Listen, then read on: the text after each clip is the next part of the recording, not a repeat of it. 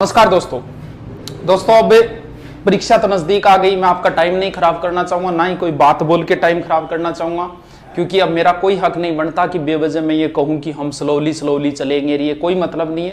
पूरी हिस्ट्री की proof reading मारता हूं मैं, पूरी इतिहास की। आप ये भी मत कहना सर समझ में नहीं आया, इसको 2, 3, 4, 5 बार देखना जाने से पहले। मैं बोलता हूं अगर 20 क्वेश्चन हिस्ट्री के आए तो इसमें से 10 से ऊपर क्वेश्चन आएंगे। पूरी आज प्रूफ रीडिंग कर रहे हैं हम, ना कि मैं आपको समझा रहा हूं, मैं तो बस आपको रीडिंग मरवा रहा हूं इतिहास की। चलो शुरू करते हैं। हिस्ट्री के अंदर सबसे पहले क्या देखना है? सबसे पहले हमारे आएंगे राजवंश। 1 मिनट दोस्तों, इधर रख देता हूं मैं इनको।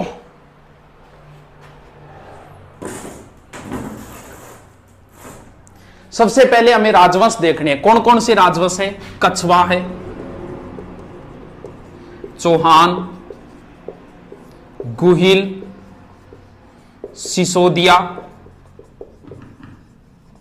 राठौड़, बाटी, जाट। ये महत्वपूर्ण राजवंश है, जिनमें से सबसे इंपॉर्टेंट जो है वो 4 है: कछवा, चौहान, गुहिल, सिसोदिया और राठौड़। इनसे भी कई बार प्रश्न आता है, लेकिन ज्यादा इनसे उठाता है। इसके बाद में जो टॉपिक बचे हैं, किसान आंदोलन है, एकीकरण है, सभ्यता वगैरह, उनसे प्रश्न। तो मैं सारा रीडिंग मारता हूं, प्रूफ रीडिंग मारता हूं, इसको 2-3 बार आप देखना। सबसे पहले हम उठा लेते हैं कछवा राजवंश। कछवा राजवंश के सारे शासक लिखता हूं एक साइड में, फिर देखते हैं। सबसे पहले है तेजकर्ण या दुल्हे राय, एक ही बात है। इसके बीच 2-3 शासक आते हैं, उनको बाद में देखें। फिर इंपॉर्टेंट शासक आता है भारमल। भारमल का पुत्र है भगवंत दास। भगवंत दास का पुत्र है मान सिंह। पहले हम इतनों को ही देखते हैं, बोर्ड पर इतने ही आएंगे। कछवाओं का जो शासन था वो दोस्तों इस साइड में था, यहां डुडाड़ के आसपास। इधर पड़ता है नरवर। माता सीता के 2 पुत्र थे, एक का नाम लव था, एक का नाम कुश था। कुश के वंशज जो आगे चले वो कुशवा कहलाई, और कुशवा से बना हुआ शब्द है कछवा। यानी कछवा अपने आप को भगवान राम के पुत्र मानते हैं। कुश भगवान राम के पुत्र कुश के वंशज मानते हैं इन्हें। कुश यानी इन्हें कहा जाता है रघुकुल तिलक। रघुकुल तिलक। मेवाड़ के महाराणाओं को कहा जाता है हिंदवा सूरज, और इन्हें कहा जाता है रघुकुल। इनका आदर्श वाक्य है यतो धर्मस्य ते जयते। उन सिसोदियों का या मेवाड़ के महाराणाओं का आदर्श वाक्य है जो दृढ़ राखे धर्म ताहि राखे करतार। इनको रीडिंग मारते रहना, ये नहीं लिखे जाएगा, मैं इतने फास्ट बोल रहा हूं, बस इनको आप सुन लेना 2-3 बार। इसके बाद में कछवाओं में सबसे तेज शासक था तेजकर्ण। बहुत ज्यादा सुंदर था, सुंदर को बोलते दुल्हा, तो नाम हो गया दुल्हे राय। इसने क्या किया? तेजकर्ण या दुल्हे राय ने दौसा के अंदर बड़ गुजरों को हराकर 1137 में अधिकार कर लिया और अपनी प्रारंभिक राजधानी बनाई दौसा। दौसा के नजदीक एक स्थान है मांझी। मांझी को जीत के इसका नाम कर दिया रामगढ़, और यहां एक माता का मंदिर बनवाया जिसका नाम है जमवाय माता। ये कछवाहों की कुल देवी है। कछवा वंश का संस्थापक तेजकर्ण या दुल्हे राय है, यानी कछवा वंश का संस्थापक हो गया, कछवा वंश का संस्थापक हो गया तेजकर्ण। चौहान वंश का संस्थापक वासुदेव। रणथंबोर के चौहानों का गोविंद है। जालोर के चौहानों का कीर्तिपाल है।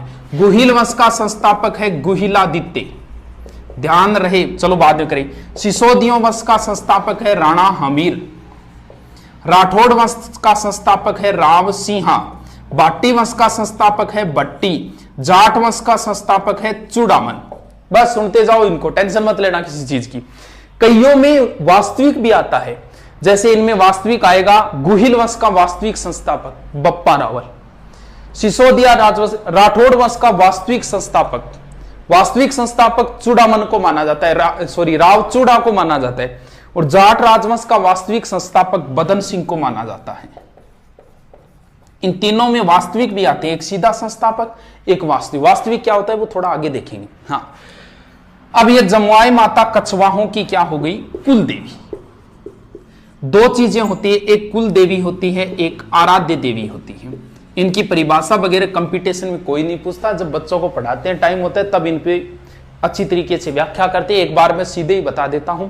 इनकी आराध्य देवी है शीला माता। शीला माता आगे आएगी मानसिंह के समकालीन, मानसिंह के समय आएगी शीला माता। ऐसा 2 ही जगह है, बाकी सब में जैसे चौहानों की कुलदेवी शाकंभरी माता है, सिक्कर के चौहानों की कुलदेवी जीण माता है, जालोर के चौहानों की कुलदेवी आशापुरा माता है, गोइल और सिसोदिया उनकी बाण माता है, राठौड़ों की कुलदेवी नागणेची माता है, बाटियों की कुलदेवी स्वांगिया माता है, जाट राजवंश की कुलदेवी राजेश्वरी माता है। यानी 2 में आएगा कछुआ राजवंश की कुलदेवी जमुआई माता और आराध्य देवी शीला माता, राठौड़ों की कुलदेवी नागणेची माता और राठौड़ों की आराध्य देवी करणी माता। इन 2 में आराध्य आती, बाकी सब में क्या आएगी? कुलदेवी ही आएगी। इसके बाद में तेजकर्ण का पुत्र आया दुले राय।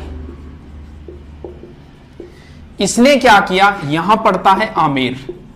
आमेर में उसने मीणाओं को हरा के आमेर पे अधिकार कर लिया। कब गुरुजी? 1207। और राजधानी किसको बना ली? आमेर को। आमेर राजधानी तब तक रहेगी जब तक जयपुर नहीं बनेगा, 1727 तक। यानी कछुआओं की प्रारंभिक राजधानी दौसा होगी, दूसरी रामगढ़ होगी, तीसरी आमेर, चौथी और फाइनल राजधानी होगी जयपुर। इसके बाद में शासक जो आएगा उसका नाम है रामदेव। इसने आमेर में एक महल बनवाया था, कदमी महल, और इस कदमी महल में आमेर राजाओं का राज तिलक होता था। जोधपुर के राठौड़ राजाओं का जो राज तिलक होता था वो श्रृंगार चौकी नामक स्थान पर होता था। ध्यान रहे, श्रृंगार चौरी अलग है, चौकी अलग। चौरी तो चित्तौड़गढ़ दुर्ग में है और चौकी जो है वो जोधपुर दुर्ग में है। इसके अलावा मेवाड़ के महाराणाओं का राज तिलक पानेड़ा नामक स्थान पर होता था। तीनों का कई बार राज तिलक भी पूछ लेते कि कौन करते थे। एक चीज ध्यान रखना हमेशा, जिस क्षेत्र में जिस जाति का बाहुल्य ज्यादा होगा उसे साथ लेके चलना पड़ेगा, वरना आप शासन नहीं कर पाओगे। जयपुर में मीणा सर्वाधिक है तो जयपुर राजाओं के राज तिलक मीणा करते थे। मेवाड़ में भील ज्यादा है, मेवाड़ राणाओं के राज तिलक भील करते थे, और बीकानेर राजाओं के राज तिलक गोदारा जाट करते थे। तीनों का ही आता है, बाकी का उल्लेख नहीं आता कि भी कौन करता था। आगे देखते हैं, बस इनको 2-3 बार पढ़ना आप। पहली बार इसको देखना, अगर दूसरी बार शॉर्ट में नोट्स बनाओ तो दूसरी बार बनाना। इसके बाद में आएगा पृथ्वीराज कछुआ। पृथ्वीराज कछुआ इसने आमेर को 12 भागों में बांट दिया और आमेर 12 कोटड़ी नाम से प्रसिद्ध हुआ। और खानवा युद्ध में सांगा की सहायता के लिए पृथ्वीराज कछुआ गया था, वो हम सांगा के संदर्भ में पढ़ेंगे। इसके बाद में जो शासक है वो है भारमल। भारमल का एक ही प्रश्न है, ज्यादा इंपॉर्टेंट, वो ही पूछा गया। आमेर का शासक भारमल है और उस समय दिल्ली का था अकबर। भारमल 1556 में मजनू खां के सहयोग से अकबर से मुलाकात हुई, कोई समाधान नहीं हुआ था। अकबर जियारत के लिए, जियारत क्या होती है? ये जात होती है एक तरीके, हम जात बोल देते हैं, जैसे हम हनुमान जी के जाए वो जात है, और मुस्लिम भाषा में जियारत है। इसने एक नीति अपनाई थी सुलह कुल, वो नीति वगैरह नहीं पढ़ेंगे, अपने प्रश्नों पे आते हैं सीधे। अकबर जियारत के लिए अजमेर जा रहा था ख्वाजा साहब के, और यहां सांगानेर में रुका, और सांगानेर में भारमल अकबर से मिलने के लिए आया 1562 में, और अधीनता स्वीकार की। सबसे ज्यादा जो इसका प्रश्न भारमल का आज तक पूछा गया वो यही पूछा गया, मुगलों की अधीनता स्वीकार करने वाला राजस्थान का प्रथम शासक भारमल। प्रथम शासक भारमल, प्रथम रियासत आमेर और प्रथम वंश कछुआ।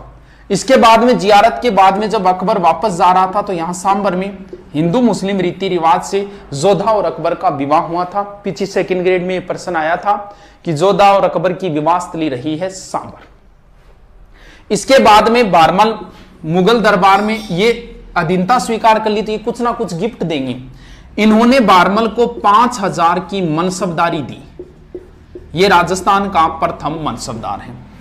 प्रथम अधीनता स्वीकार करने वाला भी भारमल है, वैवाहिक संबंध करने वाला भी भारमल है, और राजस्थान का प्रथम मनसबदार भी भारमल है। सर मनसबदार क्या है? ये एक प्रथा है जो मुगलों ने मंगोलों से ली थी, यानी इससे पद का पता चलता था।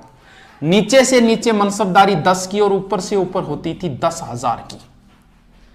5,000 से ऊपर की मनसबदारी सिर्फ शहजादों को मिलती थी, जबकि जहांगीर सलीम को मनसबदारी 12,000 की थी।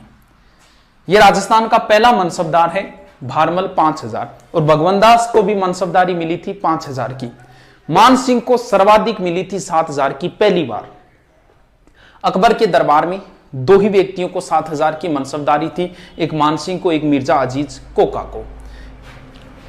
इसके बाद बारमल में एक कस्बा भी बसाया था दौसा के अंदर, लवाण कस्बा, और एक मस्जिद भी बनवाई थी जयपुर में, आमेर में जामा मस्जिद। जयपुर तो भी बना नहीं है, ठीक है। भगवनदास की विशेष बात नहीं, एग्जाम में कभी नहीं पूछी गई है। महाराणा प्रताप को समझाने के लिए तीसरे अभियान के रूप में गए थे और चित्तौड़गढ़ के तीसरे साके के समय अकबर के साथ थे भगवनदास जी। इसके बाद में भगवनदास जी की पुत्री थी जिनका नाम था मानबाई, इनका विवाह सलीम से हुआ जिनसे खुसरो का जन्म हुआ। इसके बाद में जो इंपॉर्टेंट शासक आता है वो है मान सिंह।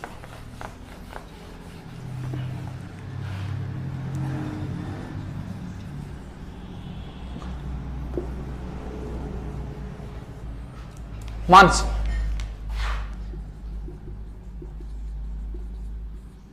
ऊपर कौन है? अकबर। देखो, मान सिंह जब बच्चा था तभी चला गया था अकबर के दरबार में, लगभग 11-12 वर्ष की उम्र में।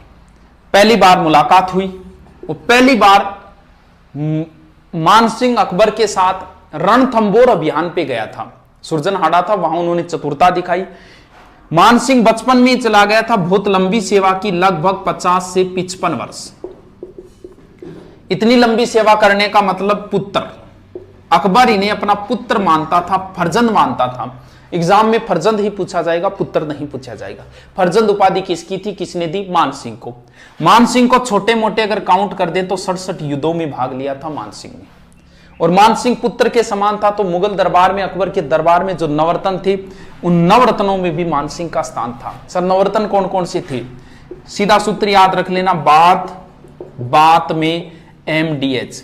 इसका जो प्रश्न आता है वो हमेशा ऐसे आता है, निम्न में से नवरत्नों में शामिल नहीं था। बात में MDH। बी का मतलब भगवन दास, अबुल फजल, तानसेन, बिरबल, अब्दुल रहीम खान खाना, टोडरमल, मान सिंह, दो प्याजा और हकीम हुकाम। लास्ट कौन है? हकीम हुकाम। अब भगवनदास को नहीं माना जाता तो कुछ किताबें मानती है फेजी को, तो ध्यान रखना फेजी है वैसे। और हकीम हुकाम ऑप्शन नहीं हो तो होगा फकीर अजीबुद्दीन।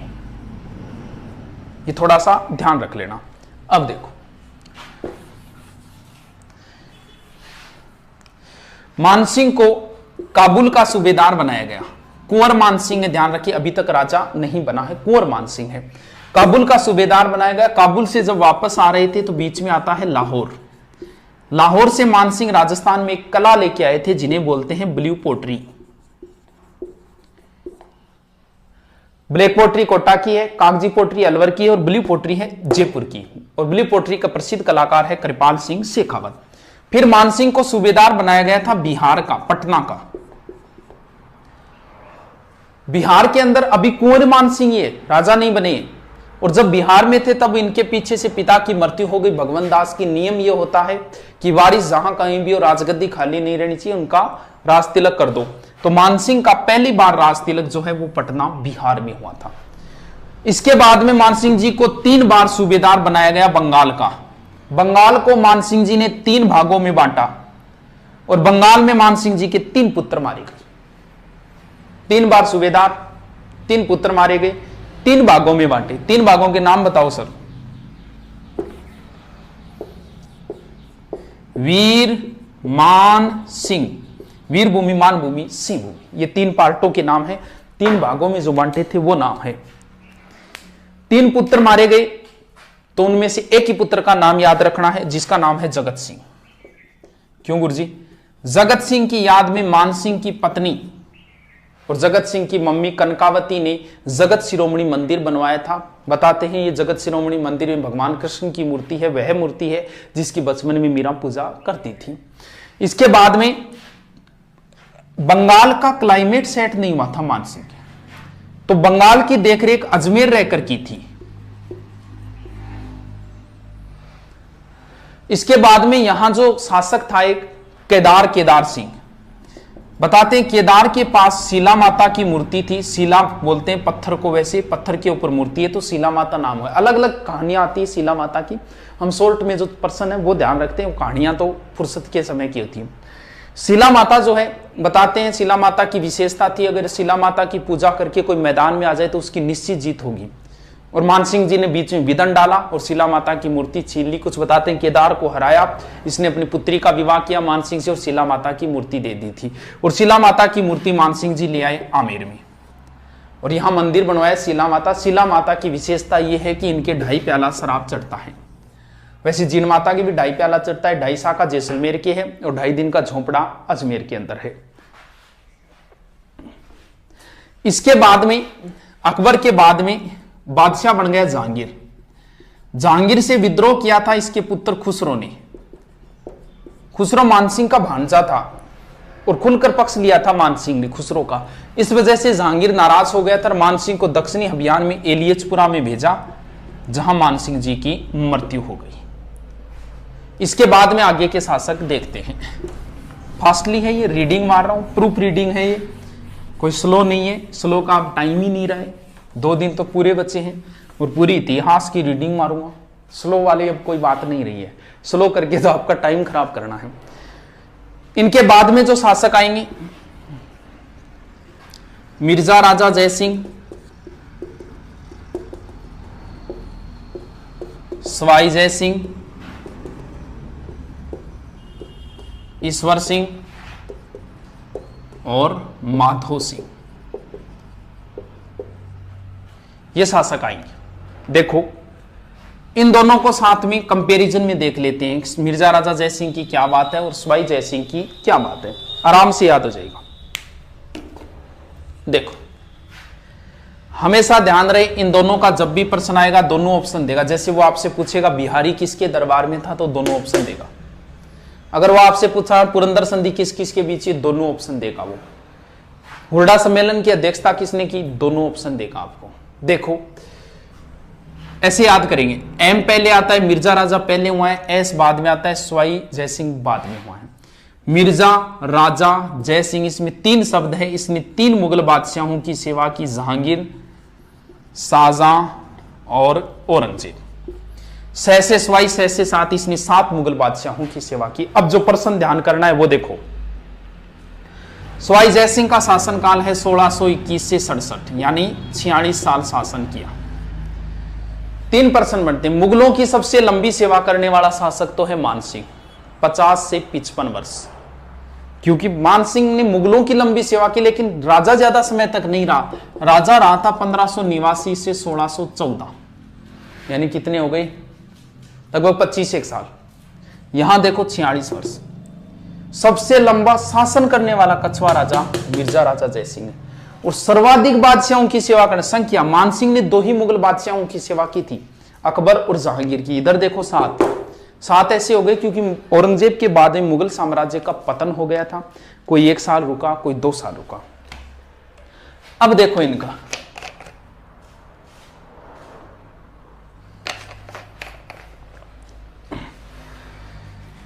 मिर्जा राजा जयसिंह, ये बीच वाला शाहजहां गंधार अभियान पे जाते समय मिर्जा राजा की उपाधि थी। मिर्जा राजा के बाद में सवाई जयसिंह हुआ और शाहजहां के बाद में औरंगजेब हुआ, तो इन्हें सवाई राजा की उपाधि किसने दी। और ऐसे प्रश्न ही ज्यादा आते हैं एग्जाम के अंदर। मिर्जा राजा की किसने दी, सवाई जयसिंह की किसने दी, मिर्जा राजा की शाहजहां ने दी और सवाई जयसिंह की किसने दी। कोई समस्या नहीं है इसमें, आराम से याद हो जाएगा। अब इसके बाद में इन्हें सवाई जयसिंह को वैसे चाणक्य भी कहा जाता है, और मिर्जा राजा को औरंगजेब ने बाबाजी की उपाधि भी दी थी। ये तो एग्जाम में कभी नहीं पूछे गए, थोड़ा सा रखो तो रख लेना। अब इनके काम देखते हैं। इनके 2 ही बातें हैं इंपॉर्टेंट, एक तो बिहारी जो सबसे ज्यादा बार पूछा जाता है, और दूसरी है पुरंदर की संधि।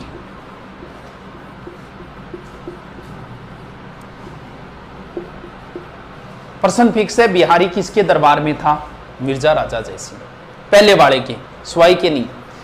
बिहारी ने बिहारी सतसई लिखी थी। बिहारी के 1-1 दोहे पर मिर्जा राजा इन्हें 1-1 स्वर्ण मुद्राएं दिया करता था और इन्हें काली पहाड़ी की जागीर भी दी थी।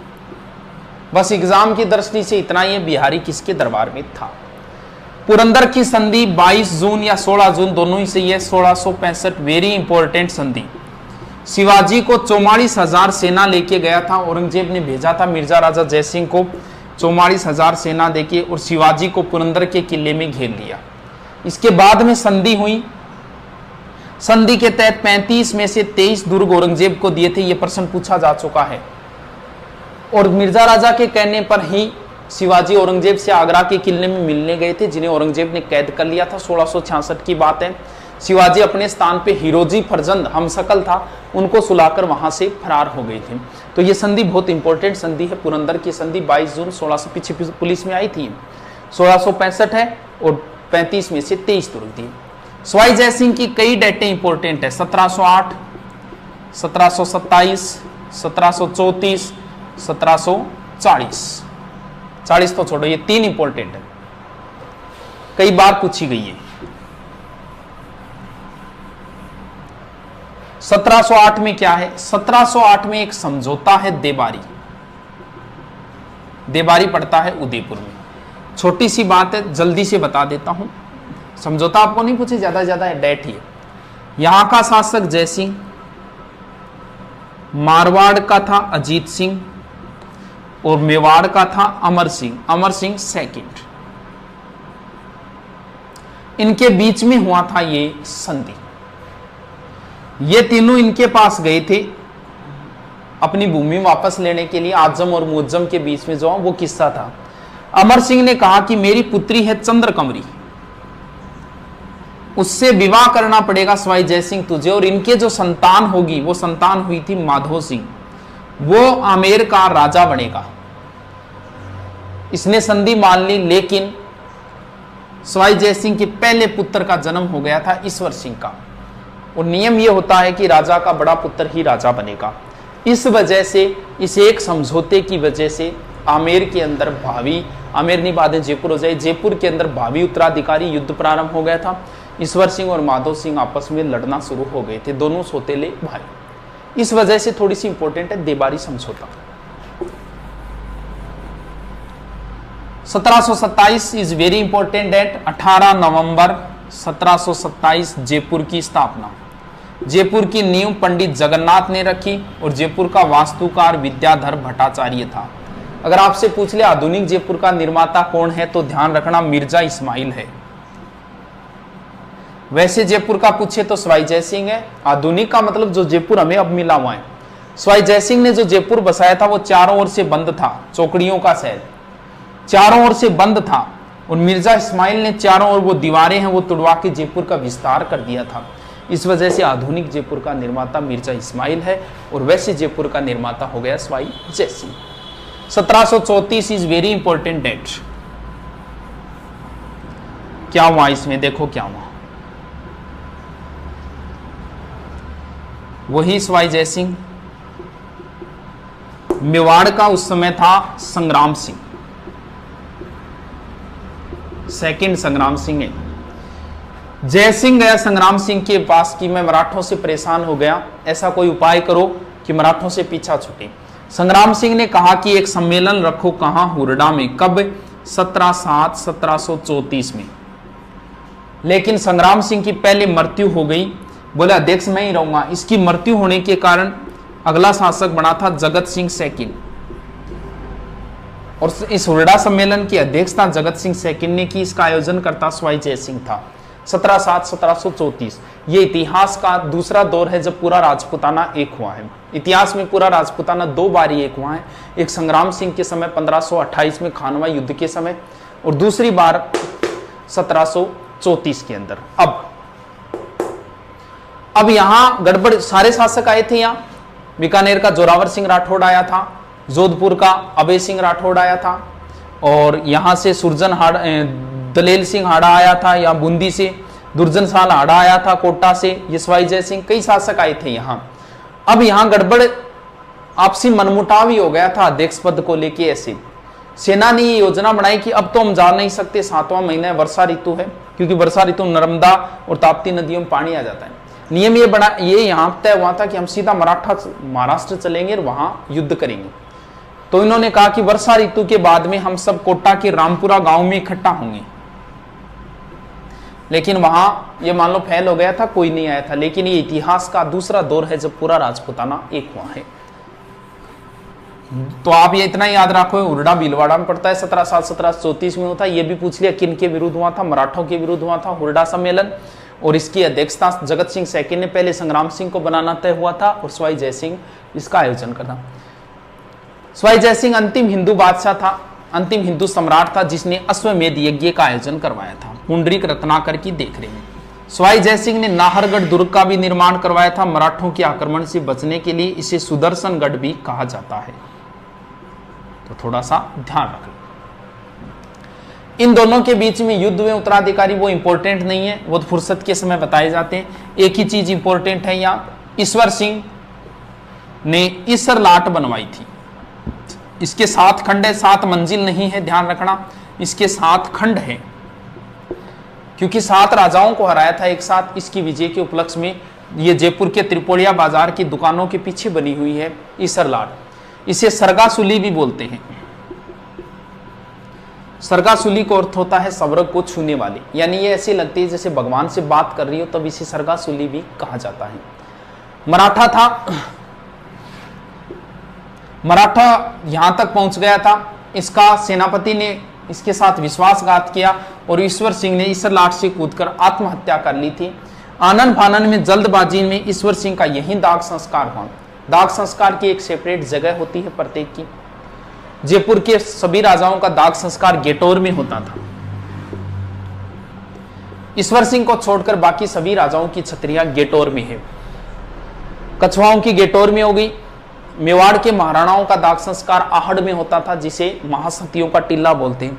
राठौड़, जोधपुर के राठौड़ों का कागा की छतरियां है, बीकानेर वालों की देवकुंड की छतरियां हैं, और जैसलमेर के राजाओं की छतरियां हैं बड़ा बाग जैसलमेर के। इसके बाद में बाकी का तो उल्लेख नहीं आता। कोटा की है सारबाग की छतरियां।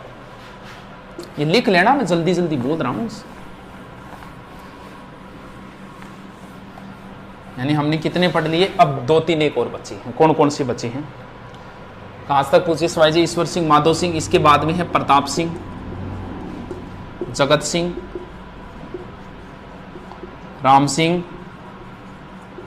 माधो सिंह, ये माधो सिंह सेकंड है, और लास्ट है मान सिंह। मान सिंह सेकंड है। Pratap Singh is very important. Pratap Singh की एक उपाधि है ब्रजनिधि, ध्यान रहे। ब्रजराज, ब्रज का राजा, ब्रज के राजा थे जाट। ये जाट शासक बदन सिंह की उपाधि है ब्रजराज, जबकि ब्रजनिधि उपाधि प्रताप सिंह जी की है। इनके समय तमाशा लोकनाट्य भी प्रारंभ हुआ था। इनकी सबसे अच्छी कृति वो ये है, ये क्या है सर? ये हवा महल है, 5 मंजिला है। नाम याद करो तो कर लेना, शरद रतन विचित्र हवा प्रकाश, शरद रतन विचित्र और प्रकाश और हवा, लास्ट है हवा मची। 953 खिड़कियां, 152 झरोखे इसके अंदर। इसका शिल्पी था लालचंद। हवा महल की नींव नहीं है, गागरोन दुर्ग के भी नींव नहीं है, इसके भी नींव नहीं है। जैसलमेर दुर्ग में चुनने का प्रयोग नहीं हुआ है, और चोमू का दुर्ग भूमिगत दुर्ग है। ये थोड़े से अटपटे से, थोड़ा ध्यान रख लेना।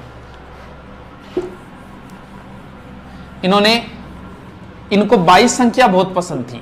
22 ही विद्वान थे, 22 ही कवि थे इनके दरबार में, जिन्हें बोलते हैं गंधर्व 22। ये थोड़ा ध्यान रखना। गंधर्व जैसे नवरत्न थे ना, वैसे गंधर्व 22 प्रताप सिंह के दरबार में थे, और इनके संगीत गुरु चांद खां थे। जगत सिंह को जयपुर का बदनाम राजा कहा जाता है, रसकपुर की वेश्या के कारण बताते हैं। ऐसा कोई किस्सा आता है इनका, फुर्सत में बताने वाले किस्से हैं। तो जगत सिंह को बदनाम राजा भी कहा जाता है जयपुर का। और जगत सिंह के समय एक छोटा सा युद्ध हुआ था, गिंगोली का युद्ध, 1807। गिंगोली पड़ता है पर्वतसर नागौर के अंदर। लंबी कहानी है, थोड़ा सा बस इतना ही याद रख लेना। मारवाड़ के मान सिंह और जगत सिंह के मध्य हुआ था। राम सिंह बहुत इंपॉर्टेंट है। Ram Singh second, school, college, घर, बांध, बाग, हॉल, सिनेमा हॉल और कलर, ये सब राम सिंह के। 2-3 बार बोलोगे ना, स्कूल, कॉलेज, घर, बांध, बाग, hall, home, cinema hall, colour सब राम सिंह ने करवाए थे। स्कूल कौन सी स्कूल? मेयो कॉलेज, नाम कॉलेज है, स्कूल ही है वो। स्कूल ऑफ आर्ट्स की स्थापना राम सिंह के समय हुई। महाराजा कॉलेज राम सिंह। चिड़ियाघर जयपुर में पहला खुला था, राजस्थान का, राम सिंह। बांध अपने ही नाम पर है, रामगढ़ बांध। बाग अपने ही नाम पर है, रामबाग और Ramniwas Bagh. Hall Albert hall का निर्माण करवाया। सिनेमा और राजस्थान का पहला या भारत का उत्तरी भारत का पहला फारसी थिएटर इन्हीं के समय खुला था। और कलर का मतलब जयपुर को उन्होंने गेरुआ या गुलाबी रंग में रंगवाया था। ठीक है, अगला कौन सा है? माधो सिंह। सेकंड, 2 और 9, इन्होंने नाहरगढ़ में अपनी पासवान रानियों के लिए 9 महल बनवाए थे माधो सिंह ने। और क्या है, ये इंग्लैंड जा रहे थे एडवर्ड सप्तम के राज्यारोहण में। उस समय एक हमारी रिवाज होती थी कि कोई अगर विदेश का पानी पी ले तो उसका धर्म भ्रष्ट हो जाएगा। तब बताते हैं ये विदेश गए थे, वहां चांदी के 2 पात्र बनवाए, एक ओलंपिया नामक जहाज बुक करवाया था, उसे गंगाजल से धोया, इसमें गंगाजल भरकर ले गए थे। और यानी ये जो चांदी के पात्र है जो वर्तमान में सिटी पैलेस है और गिनीज बुक में रिकॉर्डेड है। लास्ट शासक मानसिंह जो आजादी के समय थे, इनकी ये पोलो के खिलाड़ी थे और इनकी मृत्यु भी पोलो खेलते समय। इनकी पत्नी थी गायत्री देवी। पीछे पुलिस से प्रश्न आया था कि भारत की अंतिम राजमाता, तो वैसे अगर बात करें तो इनको किताबें लिख देती है भारत की अंतिम राजमाता, लेकिन अभी पिछले महीने अभी हुई थी मृत्यु। जोधपुर का अंतिम शासक था हनुमंत सिंह, उनकी पत्नी अभी कृष्णा कुमारी का निधन हुआ था, तो एक हिसाब से तो भारत की अंतिम राजमाता ये हो गई, क्योंकि हनुमंत सिंह जी पत्नी थी जो लास्ट राजा थे हनुमंत सिंह। बाकी किताब में इसको लिखती हूँ किस हिसाब से पता नहीं। तो गायत्री देवी राजस्थान की प्रथम महिला है जो लोकसभा में गई थी। ये हीरोइन भी थी और कुछ बिहार की राजकुमारी भी थी गायत्री देवी। ठीक है, ये लो, जयपुर की हिस्ट्री इज कंप्लीट। दोबारा रीडिंग मारते हैं 5 मिनट। कौन कौन से शासक लिखे मैंने? सबसे पहले लिखा तेजकर्ण, इंपॉर्टेंट। तेजकर्ण के बाद में लिखा था कोकिलदेव, भारमल, भगवंत दास, मान सिंह, मिर्जा राजा जय सिंह, सवाई जय सिंह, ईश्वर सिंह, माधो सिंह, छोड़ो। इसके बाद में जगत सिंह, प्रताप सिंह, पहले लिख दिया कोई बात नहीं। फिर राम सिंह, प्रताप सिंह पहले, फिर माधो सिंह और फिर मान सिंह। ये लो, तेजकर्ण संस्थापक है। कोकिलदेव ने आमेर को राजधानी बनाई। प्रथम वैवाहिक अधीनता और मनसबदारी भारमल, भगवंत दास चित्तौड़ के तीसरे अभियान और महाराणा प्रताप को तीसरे अभियान ने समझाने के रूप में। मान सिंह जी की कई बातें बता दी। मिर्जा राजा जय सिंह बिहारी और पुरंदर, सवाई जय सिंह 1708, 1727, 1734, जगत सिंह जयपुर बदनाम हो गए, राम सिंह स्कूल कॉलेज गरबान बाग होम सिनेमा हॉल, और Madho Singh Jaipur history is complete. वैसे कंप्लीट नहीं होती, 7 घंटे लगते हैं। अभी कितने लगे? ये तो फास्टली रीडिंग बनवा रहे हैं आपको, काम आ जाए क्या पता, कहाँ कोई ब्रह्मास्त्र लग जाए। लगभग आपको प्रश्न इन्हीं से मिल जाएंगे। अब कौन सा उठाएं? चौहान तो वैसे डाले हुए हैं तो मैं एक बार नहीं उठाता हूं इनको। फिर राठौड़ उठा लेते हैं। राठौड़ों की 3 शाखाएं थी। उत्पत्ति कैसे हुई क्या हुई वो हम नहीं देखेंगे यहां। राठौड़ों की 3 शाखाएं थी। एक बीकानेर के राठौड़ थे, एक किशनगढ़ के थे और एक मैन जो थे वो जोधपुर के थे। सबसे पहले राव सिंहा,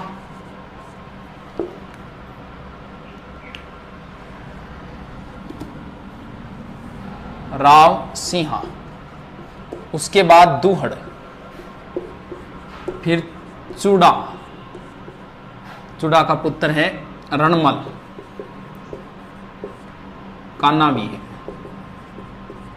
रणमल के बाद में है जोधा, जोधा के बाद में है सातल देव। पहले तो इतनों का देखते हैं। अभी राव सिंहा कहाँ आए क्या आए इनका उल्लेख एक बार नहीं करेंगे। सीधे सीधे है राठौड़ वंश का संस्थापक राव सिंहा। दुहड़, दुहड़ कर्नाटक से एक माता की मूर्ति लाया था जिसे बोलते हैं चक्रेश्वरी माता, और दूसरा नाम है नागणेची माता। और वहां से लाके नागणेची माता की मूर्ति नगाना में लगाई। नगाना पड़ता है बाड़मेर। ध्यान रखना, एक नारायणी माता अलग है, नागणेची माता अलग है, नारायणी माता अलग है। नारायणी माता नाइयों की कुलदेवी है जिनका मंदिर बरवा डूंगरी पहाड़ी अलवर में है। और नागणेची माता राठौड़ों की कुलदेवी है जिनका मंदिर दुहड़ ने बनवाया था, यानी कर्नाटक से दुहड़ मूर्ति लेके आया था। तो दुहड़ की इतनी बात है। मंडोर जो है वो पहले गुर्जर प्रतिहारों के अधीन था, प्रतिहार शासक था इंदा, इसके अंडर में था, और तुर्कों ने अधिकार कर लिया। चूड़ा ने सहायता की, कैसे की क्या की वो लंबी कहानी है, लेकिन सीधा बता देता हूं। चूड़ा ने सहायता की प्रतिहार शासक इंद्रजीत की, और प्रतिहार शासक खुश होकर अपनी पुत्री का विवाह चूड़ा से किया, और मंडोर इन्हें दहेज में दे दिया, और राठौड़ों की प्रारंभिक राजधानी हो गई मंडोर। यानी राठौड़ों की प्रारंभिक राजधानी क्या थी? मंडोर थी। इसके बाद में रणमल, इनकी स्टोरी मेवाड़ में आती है। मेवाड़ में कुंभा ने भारमली के सहयोग से मरवा दिया था रणमल को। इसके बाद में जोधा है। अब देखो, राठौड़ वंश का संस्थापक राव सिंहा, राठौड़ वंश का वास्तविक संस्थापक चूड़ा, यानी राव चूड़ा। अब एक चीज और देखो, सामंत प्रथा मतलब नौकर चाकर रखना, यानी मारवाड़ में सामंत प्रथा की शुरुआत किसने की? चूड़ा ने, जबकि सामंत प्रथा का वास्तविक संस्थापक माना जाता है जोधा को। जबकि इतिहासकार ये कहते हैं जोधा ही मारवाड़ का पहला प्रतापी शासक है। तो इसके बाद में जोधा ने क्या किया? कुंभा के समकालीन है, आवड़ा बावड़ा की संधि हुई, वो कुंभा के समय देखेंगे। अब जोधा ने सोचा कि भी मंडोर तो सुरक्षित ने कोई बढ़िया दुर्ग बनाई। तो एक बाबा रहता था चिड़ियानाथ, जोधा यहां आया और बाबा जी से कहा कि आप ये स्थान छोड़ दो, कोई दूसरी जगह मैं आपको दे दूंगा और यहां मैं दुर्ग बनाऊंगा। लेकिन बाबा ने मना कर दिया। अब जिदबाद के अंदर बाबा बोला ठीक है तू दुर्ग तो बना ले, कोई बात नहीं, लेकिन जैसे ही नींव रखेगा यहां का पानी सूख जाएगा। तब जोधा की टेंशन शुरू हो गई। तब किसी ने राय दी कि आप इस दुर्ग की नींव करणी माता से रखवाओ। तो करणी माता का नाम उस समय बचपन का नाम रिधिबाई था। तो बाद में दुर्ग बना 1459, और करणी माता ने इस दुर्ग की नींव रखी थी। और यहाँ राजाराम वामी को, क्योंकि पहले एक परंपरा मानी जाती थी राजपूतों में कि अगर किसी जिंदा आदमी को अगर गाड़ दिया जाए तो उस वंश का राज उस पर हमेशा रहेगा। ऐसे नहीं है, जिंदा आदमी वो तैयार होना चाहिए। तब राजाराम वामी तैयार हुआ था, उसके परिवार को विशेष सुविधा दी गई, जमीनें दी गई। जोधपुर दुर्ग में सिर्फ और सिर्फ राजाराम भामी के परिवार की एंट्री थी, बाकी कोई एंट्री नहीं कर सकता था। तो ये इसी दुर्ग में पीछे वाली साइड में दो मंदिर बने हुए हैं, एक चामुंडा माता का मंदिर है, एक नागणेची माता का मंदिर है। और चामुंडा माता मंदिर में भगदड़ भी मची थी 2008 में, जिसकी जांच के लिए जसराज चोपड़ा आयोग बनाया गया था। इसके बाद में जो शासक है सातल देव, सातल देव की एक ही बात है, इनके समय अजमेर का था मल्लू खां, उसका सूबेदार था गुड़ला। यह गुड़ला पिंपाड़ से 140 कन्याओं को उठा के ले गया था। सातल देव इन्हें वापस छुड़वा के लाया था, और उसी दिन से एक नया नृत्य शुरू हो गया था, गुड़ला नृत्य। चेतकर्षण अष्टमी को प्रारंभ होता है ये गुड़ला नृत्य। गुड़ला नृत्य गुड़ला की पुत्री गिंदोली ने प्रारंभ किया था। तो सातल देव की और कोई बात नहीं है। आगे शासक मिटा देता हूं।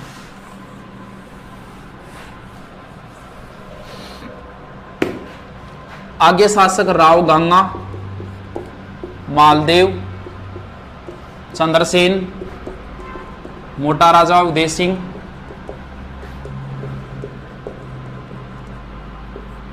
सूर सिंह, गज सिंह, जसवंत सिंह, अजीत सिंह। टेंशन नहीं मत आना, हम तो रोज बढ़ाते हैं, नॉर्मल बातें होंगी। आधी रात को पूछे तो ही बोल देते हैं ये। अब तो कोई ये बोल देना मोटा राजा के बाद शुरू करो, कर देंगे। हाँ, आप टेंशन नहीं मत आना, इनमें आपके लिए जरूरी नहीं है, मेन चीजें जरूरी है आपके लिए। राव गंगा ने गंगलाव तालाब बनवाया था, और खानवा युद्ध में सांगा की सहायता के लिए मालदेव को भेजा था 4000 सेना देकर। अब इंपॉर्टेंट शासक है मालदेव। मालदेव ने गंगा की हत्या कर दी थी, अपने पिता की हत्या करके सोजत आ गया था और मालदेव का राज्याभिषेक भी सोजत में हुआ था। तो मालदेव मारवाड़ का या राठौड़ों का पितृहंता कहलाता है। चौहानों का पितृहंता जगदेव है और सिसोदियों का पितृहंता उदा है, जिसने कुंभा की हत्या कर दी थी। मालदेव, मालदेव के उपनाम बहुत हैं। हसमत वाला राजा, ये फारसी इतिहासकारों ने कहा था। ऐसे प्रश्न ज्यादा आते हैं।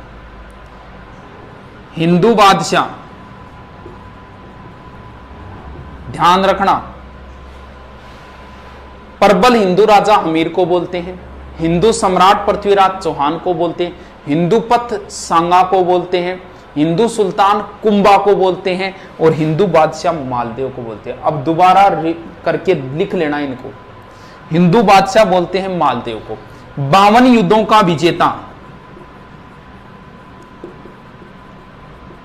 52 युद्धों का विजेता मालदेव ने सबसे पहले 1532 में बदराजून पर अधिकार किया था। फिर 1533 के लमसम इसने नागौर के दौलत खां को हराया। फिर मेड़ता के बिरमदेव को हराया। बिरमदेव के साथ दरियाजोश हाथी को लेकर विवाद हुआ था। लंबी कहानी है, यहां से प्रश्न पुटअप नहीं होते। इसके बाद में अपने परिवार वालों पर आक्रमण कर दिया था। किसके ऊपर? बीकानेर। बीकानेर का शासक था जेत सिंह। जेत सिंह मारा गया और कल्याणमल चला गया था इसका पुत्र शेरशाह की शरण में। कौन सा युद्ध हुआ था सर? 1542 में पाहेबा साहिबा। इसके बाद में मालदेव का विवाह हुआ था। लूणकरण की पुत्री थी उमादे, जो इतिहास में रूठी रानी नाम से प्रसिद्ध हुई थी। तो आपकी दृष्टि से इतना याद रखना है, रूठी रानी का वास्तव कैसे रूठी, क्या रूठी, लंबी कहानियां हैं। कहानियों के लिए हमारे पास अब टाइम नहीं बचा है। तो रूठी रानी का वास्तविक नाम उमादे, रूठी रानी का वास्तविक नाम था उमा थी। इधर देश में सत्ता पलटती है। शेरशाह से हार गया था कौन? हुमायूं। चौसा और बिलग्राम युद्धों में हुमायूं सहायता के लिए आया था मालदेव में और मिलन जोगी तीर्थ नामक स्थान पे मिले थे। फिर हुमायूं इधर चला गया था। इस बात पे शेरशाह नाराज हुआ और शेरशाह मैदान में आ गया था। कौन सा? इधर गिरी में लाके सेना डाल दी थी मालदेव ने और सुमेल में सेना डाल दी थी शेरशाह ने। यह युद्ध हुआ था 5 जनवरी 1544। मारवाड़ का सबसे इंपॉर्टेंट, सबसे बड़ा युद्ध यही है। मारवाड़ में वैसे 2 ही युद्ध हुए हैं, एक हिंगोली का युद्ध है और एक ये युद्ध है जो बड़े युद्ध है। बड़ा यही है, इसलिए ये इंपॉर्टेंट युद्ध है। लगभग एग्जाम में इसके बारे में पूछा जाता है। 1 मिनट,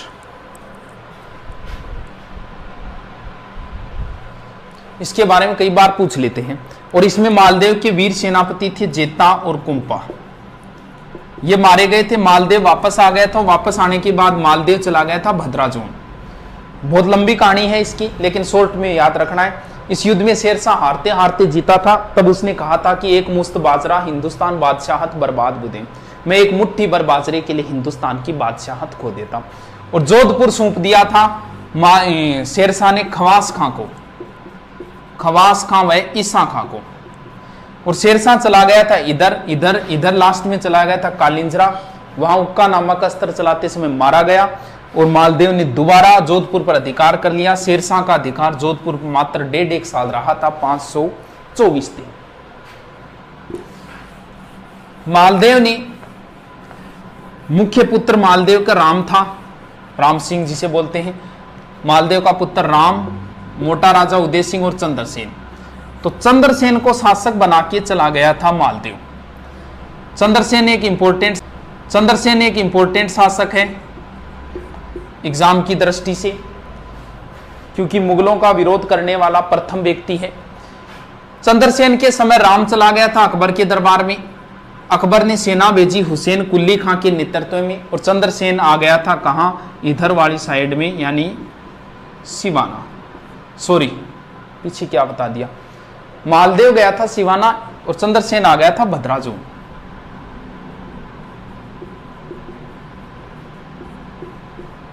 मालदेव गया था सिवाना, मारवाड़ राजाओं की संकटकालीन संस्थि। तो चंद्रसेन आ गया था बदराजुन। अब अकबर आया था जियारत के लिए, और उसके बाद में अकबर ने एक दरबार लगाया था, नागौर दरबार, नवंबर 1570। इंपॉर्टेंट है, बहुत बार आया है नागौर दरबार कब लगा था। अब इस दरबार में बीकानेर से कल्याणमल आया था, जेत सिंह का पुत्र। जैसलमेर से हर्राय भाटी आया था, और वो इधर से सुरजनहाड़ा आया था, कोटा से, बूंदी से सुरजनहाड़ा। और मारवाड़ से राम उदय सिंह, और फिर चला गया था चंद्रसेन। ये ध्यान रखना कौन कौन आए थे, आजकल ऐसे प्रश्न ज्यादा आते हैं। बीकानेर से कल्याणमल, जैसलमेर से हर्राय भाटी, और मारवाड़ से ये। चंद्रसेन के साथ अच्छा व्यवहार नहीं हुआ, चंद्रसेन यहां से भागकर वापस चले गए थे भद्राचों। बीकानेर का था राय सिंह। 1572 से 74 तक अकबर ने जोधपुर का प्रशासन राय सिंह को सौंपा था। अब चंद्रसेन के उपनाम है पहला, क्योंकि नागौर दरबार 1570 है, महाराणा प्रताप का राज्याभिषेक 72 में हुआ, तो इससे पहले ही चंद्रसेन ने विरोध कर दिया था, इसलिए इन्हें प्रताप का अग्रगामी कहा जाता है। रेव नामक इतिहासकार ने कहा है कि ये मारवाड़ के प्रताप हैं। उसने तुलना की है प्रताप की चंद्रसेन की। तुलना यह की है कि प्रताप को भी भाइयों का विरोध सहना पड़ा था, और इधर चंद्रसेन को भी भाइयों से लड़ाई करनी पड़ी थी। महाराणा प्रताप के भी जंगलों में भटके थे, खाने पीने की व्यवस्था नहीं हुई थी। वैसी ही हालत बताते हैं चंद्रसेन की हुई थी। चंद्रसेन को जैसलमेर पोखरण दुर्ग हर्राय बाटी को 12,500 रुपये में किराए दिया था, 1 लाख फदिया के, और अपने गहने वगैरह भी चंद्रसेन को बेचने पड़े थे। इसके बाद में चंद्रसेन सिवाना आए। फिर यहां एक स्थान है संचियाप। संचियाप में चंद्रसेन की मृत्यु है। चंद्रसेन की छतरी भी यहीं पड़ती है, सारण की पहाड़ी पाली में। इसके बाद में शासक बना है मोटा राजा उदय सिंह। मोटा राजा की उपाधि अकबर ने दी थी, क्योंकि अकबर के समकालीन है। बात इतनी सी है, मोटा राजा का एक पुत्र था किशन सिंह, जिसने 1609 में किशनगढ़ बसा दिया, राठौड़ों की एक नई रियासत। मोटा राजा उदय सिंह मारवाड़ के प्रथम शासक है, जिसने मुगलों की अधीनता स्वीकार की और वैवाहिक संबंध किए। इन्होंने अपनी पुत्री का विवाह किया जगत गुसाई या जोधाबाई का, और उनका जो पुत्र हुआ था, इतिहास है आगे, उसका नाम था खुर्रम या शाहजहां। आगे देखते हैं फिर सूर सिंह, गद सिंह। सूर सिंह की कोई बात नहीं, इसे सवाई राजा की उपाधि है। गद सिंह को दल थम्मन की उपाधि जहांगीर ने दी थी। दल पंगुल उपाधि पृथ्वीराज चौहान की है, और दल थम्मन जो उपाधि है वो है गद सिंह की। इसके बाद में जसवंत सिंह, अंतिम स्वतंत्र प्रवृत्ति के शासक माने जाते हैं जसवंत सिंह। जसवंत सिंह के समय मुगल बादशाह शाहजहां थे। शाहजहां के 4 पुत्र लड़ रहे थे, लास्ट में जो 2 थे, दारा और औरंगजेब। इनके बीच में 2 युद्ध हुए थे, एक तो धर्मत का युद्ध और एक दोराई का युद्ध 1658 और 59। जसवंत सिंह जो थे वो शाहजहां की तरफ से लड़े थे, दारा की तरफ से लड़े थे, धर्मत के युद्ध। इस युद्ध में घायल हो गए थे, इन्हें बाहर निकाला। जब जोधपुर वापस आए तो बताते हैं इनकी पत्नी थी हाड़ी रानी कर्मेती, उसने दुर्ग के दरवाजे नहीं खोले थे। इतिहासकार इस बात का खंडन करते हैं, लेकिन हम मान लेते हैं इस बात को, ठीक है। जसवंत सिंह के मृत्यु होने पर औरंगजेब ने कहा था कि आज कुफ्र का दरवाजा टूट गया। कुफ्र बोलते हैं धर्म विरोधी, कोई कुफ्र काम नहीं करना चाहिए, यानी धर्म के विरोध काम नहीं, कोई आज कुफ्र का दरवाजा। कुफ्र से संबंधित 2 डायलॉग है। एक डायलॉग तो रणथंबोर दुर्ग अलाउद्दीन की विजय के बाद में अमीर खुसरो ने कहा था कि आज कुफ्र का गढ़ इस्लाम का घर हो गया, और एक ये है जसवंत सिंह की मृत्यु पर औरंगजेब ने कहा आज कुफ्र का दरवाजा टूट गया। जसवंत सिंह के दरबार में 2 व्यक्ति थे, मुहणोत नैन सिंह, बहुत इंपॉर्टेंट है, और एक थे दुर्गादास राठौड़। दुर्गादास राठौड़। मुहणोत नैन सिंह ने नैनसीरी खयात लिखी और मारवाड़ रे परगनारी विगत लिखी। मारवाड़ रे परगनारी विगत को मारवाड़ का गजेटियर बोलते हैं। मारवाड़। मुहणोत नैनसीरी ख्यात को विश्वसनीय ख्यात मानी जाती है। ये ख्यात लिखने का काम चारण और भाटों का था। ये एकमात्र ऐसी ख्यात है जो चारणों ने नहीं लिखी। मुहणोत नैनसीरी जो ख्यात है, उस ख्यात में कहीं भी है शब्द का प्रयोग नहीं है। नैनसी ने इस ख्यात में राजपूतों की 36 शाखाओं का वर्णन किया है, जबकि नैनसी ने गुर्जर प्रतिहारों की 26 शाखाओं का वर्णन किया है। इसमें प्रत्येक गांव की जनसंख्या का भी वर्णन है, इसलिए नैन्सी को राजस्थान जनगणना का अग्रज माना जाता है। दुर्गादास राठौड़ ये आस्करण के पुत्र थे और इनके दरबार में थे। बाद में अजीत सिंह के संरक्षक बने थे। अजीत सिंह को नूरगढ़ के महल से गोराधाय के सहयोग से बचा के लाए थे। गोराधाय को मारवाड़ की पन्नाधाय कहा जाता है और दुर्गादास को अणबिंद्या मोती कहते हैं और चंद्रसेन को भूला बिसरा राजा कहते हैं। The forgotten king of Marwar तो चंद्रसेन। भूला बिसरा यानी इतिहासकार भूल गए। इतिहासकारों ने चंद्रसेन को महत्व नहीं दिया। जो महत्व महाराणा प्रताप को दिया वो चंद्रसेन को नहीं दिया, भूल गई। और इन्हें बोलते हैं अणबिंद्या मोती, यानी इतिहासकारों ने इसे इतिहास में कभी पिरोया ही नहीं।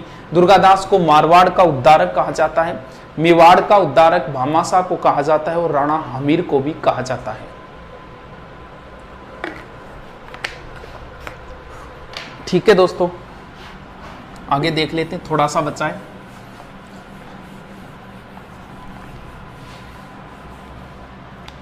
अभय सिंह,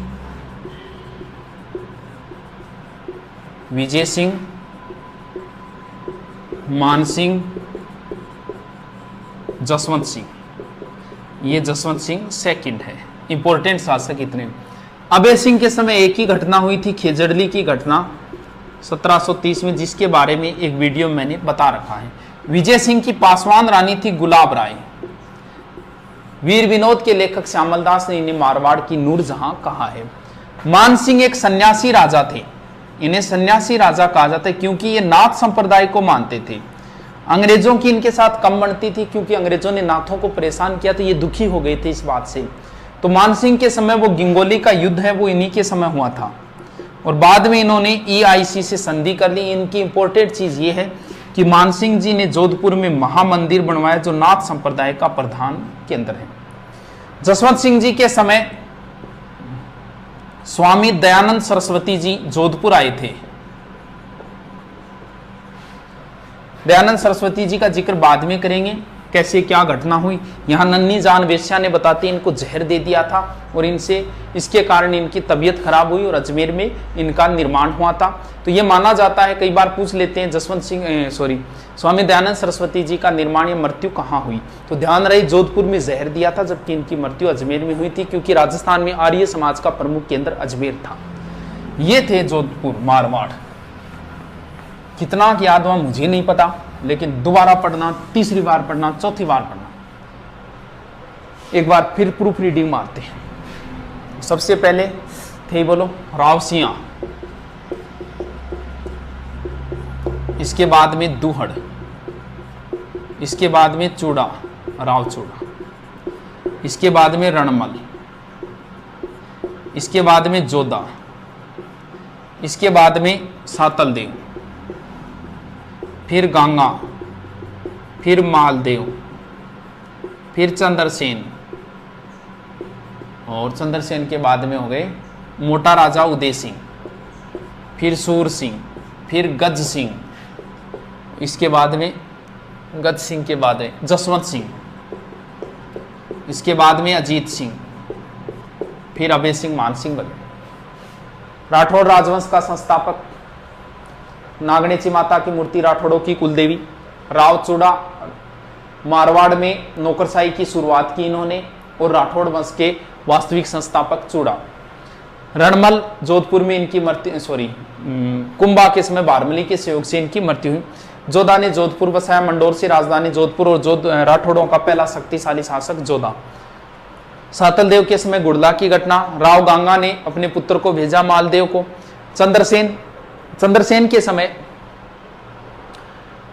अकबर का विरोध करने वाले पहले व्यक्ति है, भूला बिसरा राजा है। मारवाड़ का प्रताप है, प्रताप का अग्रगामी है, मारवाड़ का पहला शासक जिसने छापामार युद्ध पद्धति अपनाई।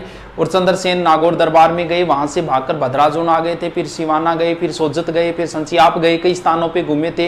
राज्य से बाहर भी गए थे, डूंगरपुर बांसवाड़ा साइड में गए थे, सिरोही साइड में भी गए थे और प्रताप से भी मिले थे। इसके बाद में है उदय सिंह, मुगलों की अधीनता स्वीकार करने वाले, वैवाहिक संबंध स्थापित करने वाले पहले। देखो सारों का देखते हैं।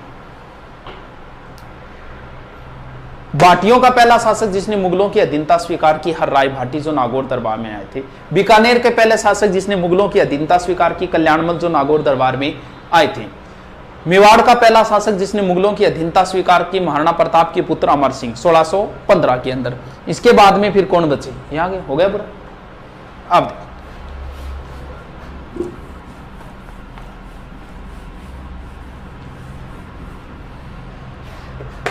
बाटी, चलो बाटी नहीं, बीकानेर वाले बता देता हूं, थोड़े से नाम है बीकानेर वालों के। बीका, बीका के बाद लूणकरण,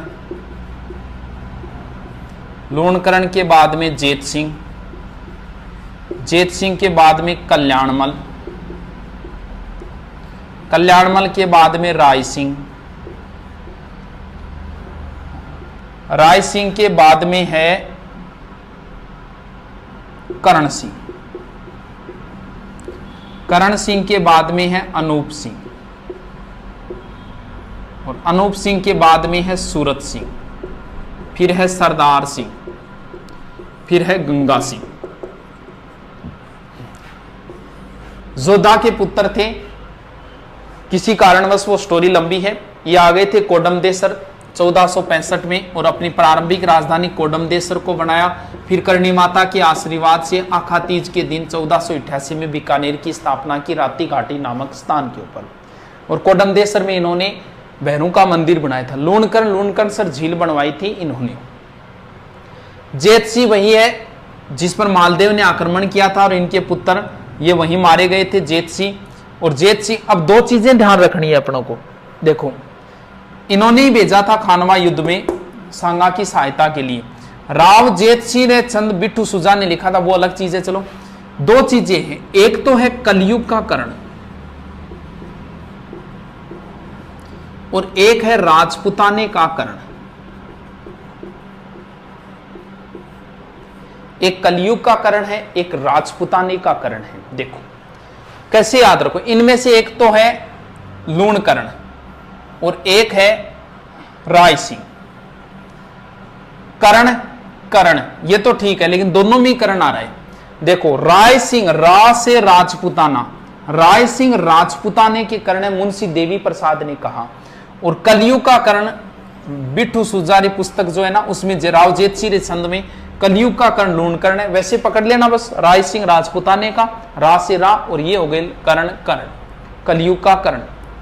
कल्याणमल, नागौर दरबार में गए थे कल्याणमल। राय सिंह, कल्याणमल के दो पुत्र थे, एक पृथ्वीराज राठौड़ थे जिन्होंने वेली किशन रुक्मणी लिखा था डिंगल भाषा में, उनका विवरण स्पेशल पढ़ेंगे, गागरोन दुर्ग में लिखा था इन्होंने। राय सिंह, राय सिंह जी जो थे इन्होंने जूनागढ़ दुर्ग बनवाया। कब सर 1589 से 94 के बीच में करमचंद की देखरेख में, या राय प्रशस्ति भी लिखवाई थी इन्होंने। इन्हें मुगल साम्राज्य का स्तंभ कहा जाता है और मानसिंह के बाद में सबसे ज्यादा विश्वास पात्र जो थे वो यही थे। इन्हें ही जोधपुर दुर्ग सौंपा था 1572 से 74 के बीच में।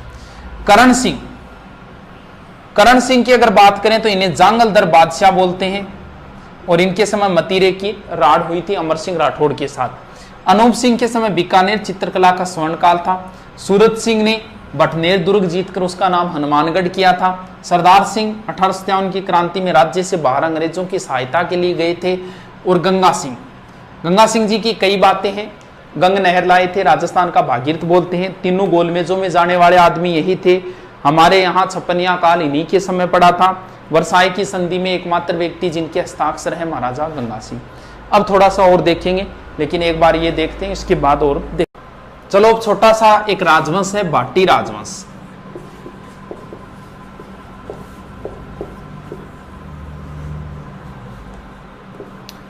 भाटी राजवंश प्रारंभ में बताते पंजाब साइड में थे, इसके बाद में इधर वाली साइड में आ गई।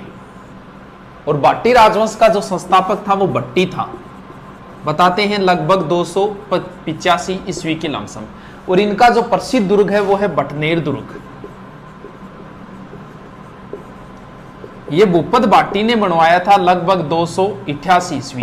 राजस्थान का सबसे प्राचीन दुर्ग माना जाता है ये बटनेर दुर्ग, सबसे पुराना दुर्ग माना जाता है।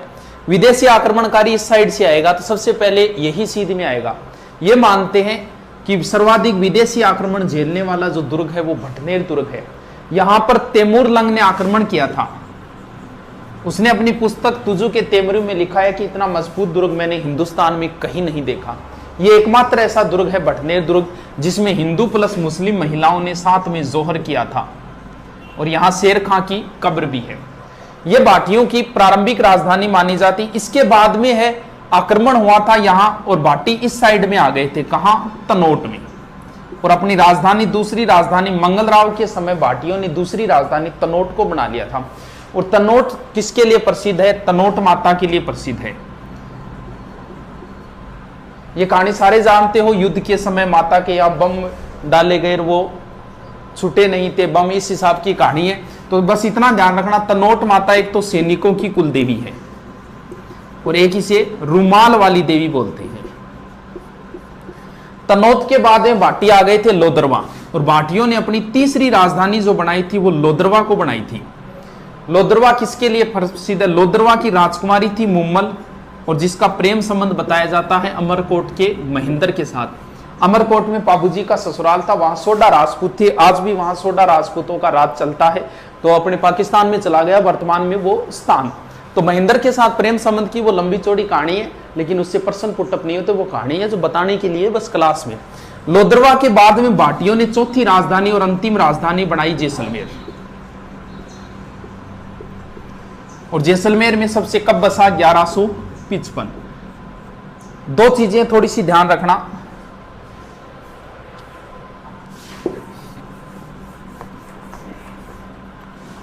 एक तो है त्रिकुट पहाड़ी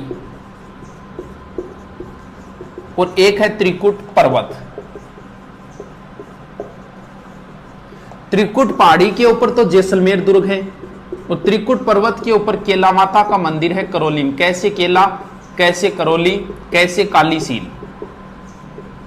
केला माता का मंदिर करौली में है, और करौली ये कालीसील, कालीसिंध नहीं है, कालीसील है, कालीसील, जहां पे लंगूरिया गीत गाया जाता है मीणा जाति द्वारा। लंगूरिया नृत्य गीत एक ही बात है। जैसलमेर दुर्ग की जो बातें हैं वो अधूरी सी है, जैसे यहाँ 99 बुर्ज 100 पूरे नहीं हुए। यहाँ 2.5 साके है, एक साका अधूरा रह गया था। जैसलमेर दुर्ग के 2.5 साके है, 2.5 साके यानी अधूरा रह गया था साका। साका जोहर वगैरह क्या है, ये तो लंबी चौड़ी कहानियां हैं, कभी फिर करेंगे। थोड़ा सा 2.5 साका ध्यान रखना। 2.5 साका कहाँ का प्रसिद्ध है? जैसे पहला साका बताते हैं मूलराज के समय हुआ था, अलाउद्दीन का आक्रमण हुआ था। 2 डेटें आती है 1292 और 98, लेकिन राजस्थान का पहला साका 1301 में हुआ था, इसलिए यह प्रमाणित नहीं माना जाता। दूसरा जो साका हुआ था वो दुद्दा के समय हुआ था, बताते हैं फिरोज शाह का आक्रमण हुआ था। और तीसरा हुआ था 1550 में लूणकरण। लूणकरण रूठी रानी उमादे का पिता। लूणकरण के समय हुआ था। गंधार के अमर अली का आक्रमण हुआ। पुरुष तो मारे गए थे, लेकिन महिलाएं जोहर नहीं कर पाई थी, जो अधूरा रह गया था। ये अधूरा साका है 2.5 साका। बाकी सर्वाधिक साके है जैसलमेर चित्तौड़गढ़ दुर्ग में हुए हैं 3। ये थोड़ी सी बातें थी नॉर्मल सी भाटी राजवंश की।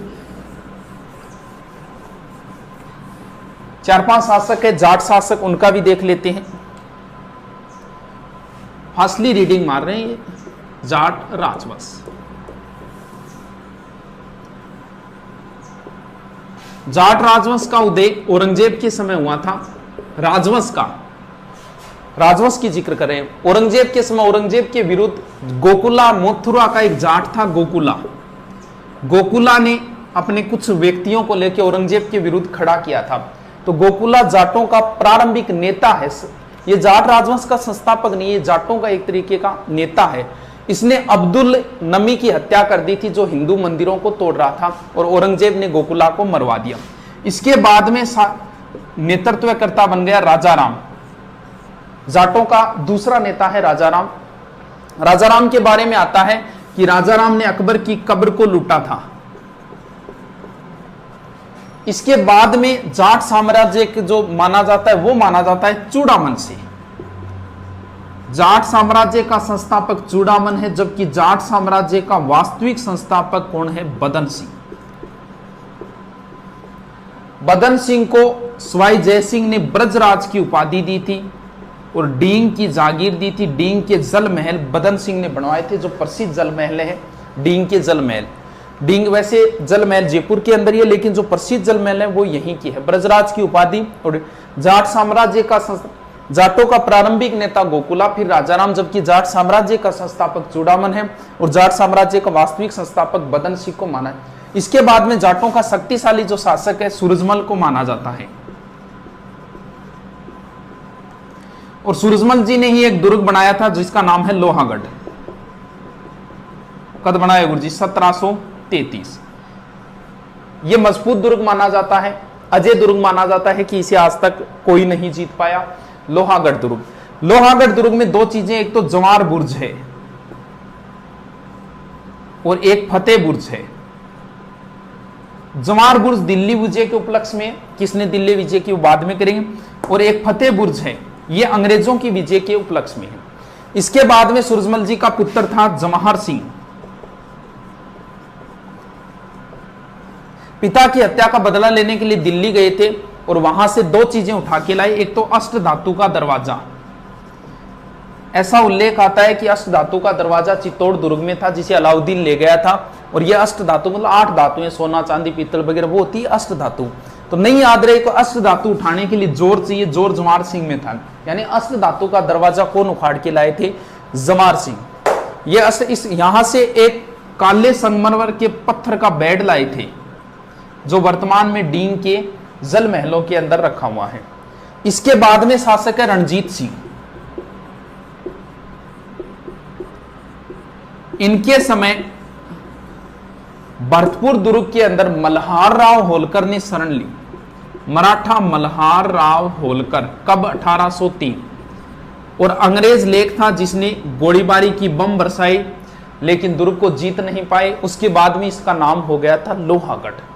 यानी अंग्रेजों को मात देने वाले राजस्थान के एक ही व्यक्ति है रणजीत सिंह। तो ये थोड़ी सी बातें नॉर्मल थी। गोकुला नाम याद रखना है, राजाराम है, उसके बाद में चूड़ामन है, जाट साम्राज्य, फिर बदन सिंह वास्तविक संस्थापक है, फिर सूरजमल जी जिन्होंने लोहागढ़ दुर्ग बनवाया था। इसमें 2-3 चीजें हैं। इसके बाद जवाहर सिंह जी जो अष्ट धातु दरवाजा, और रणजीत सिंह जी ने अंग्रेजों को मात दी थी।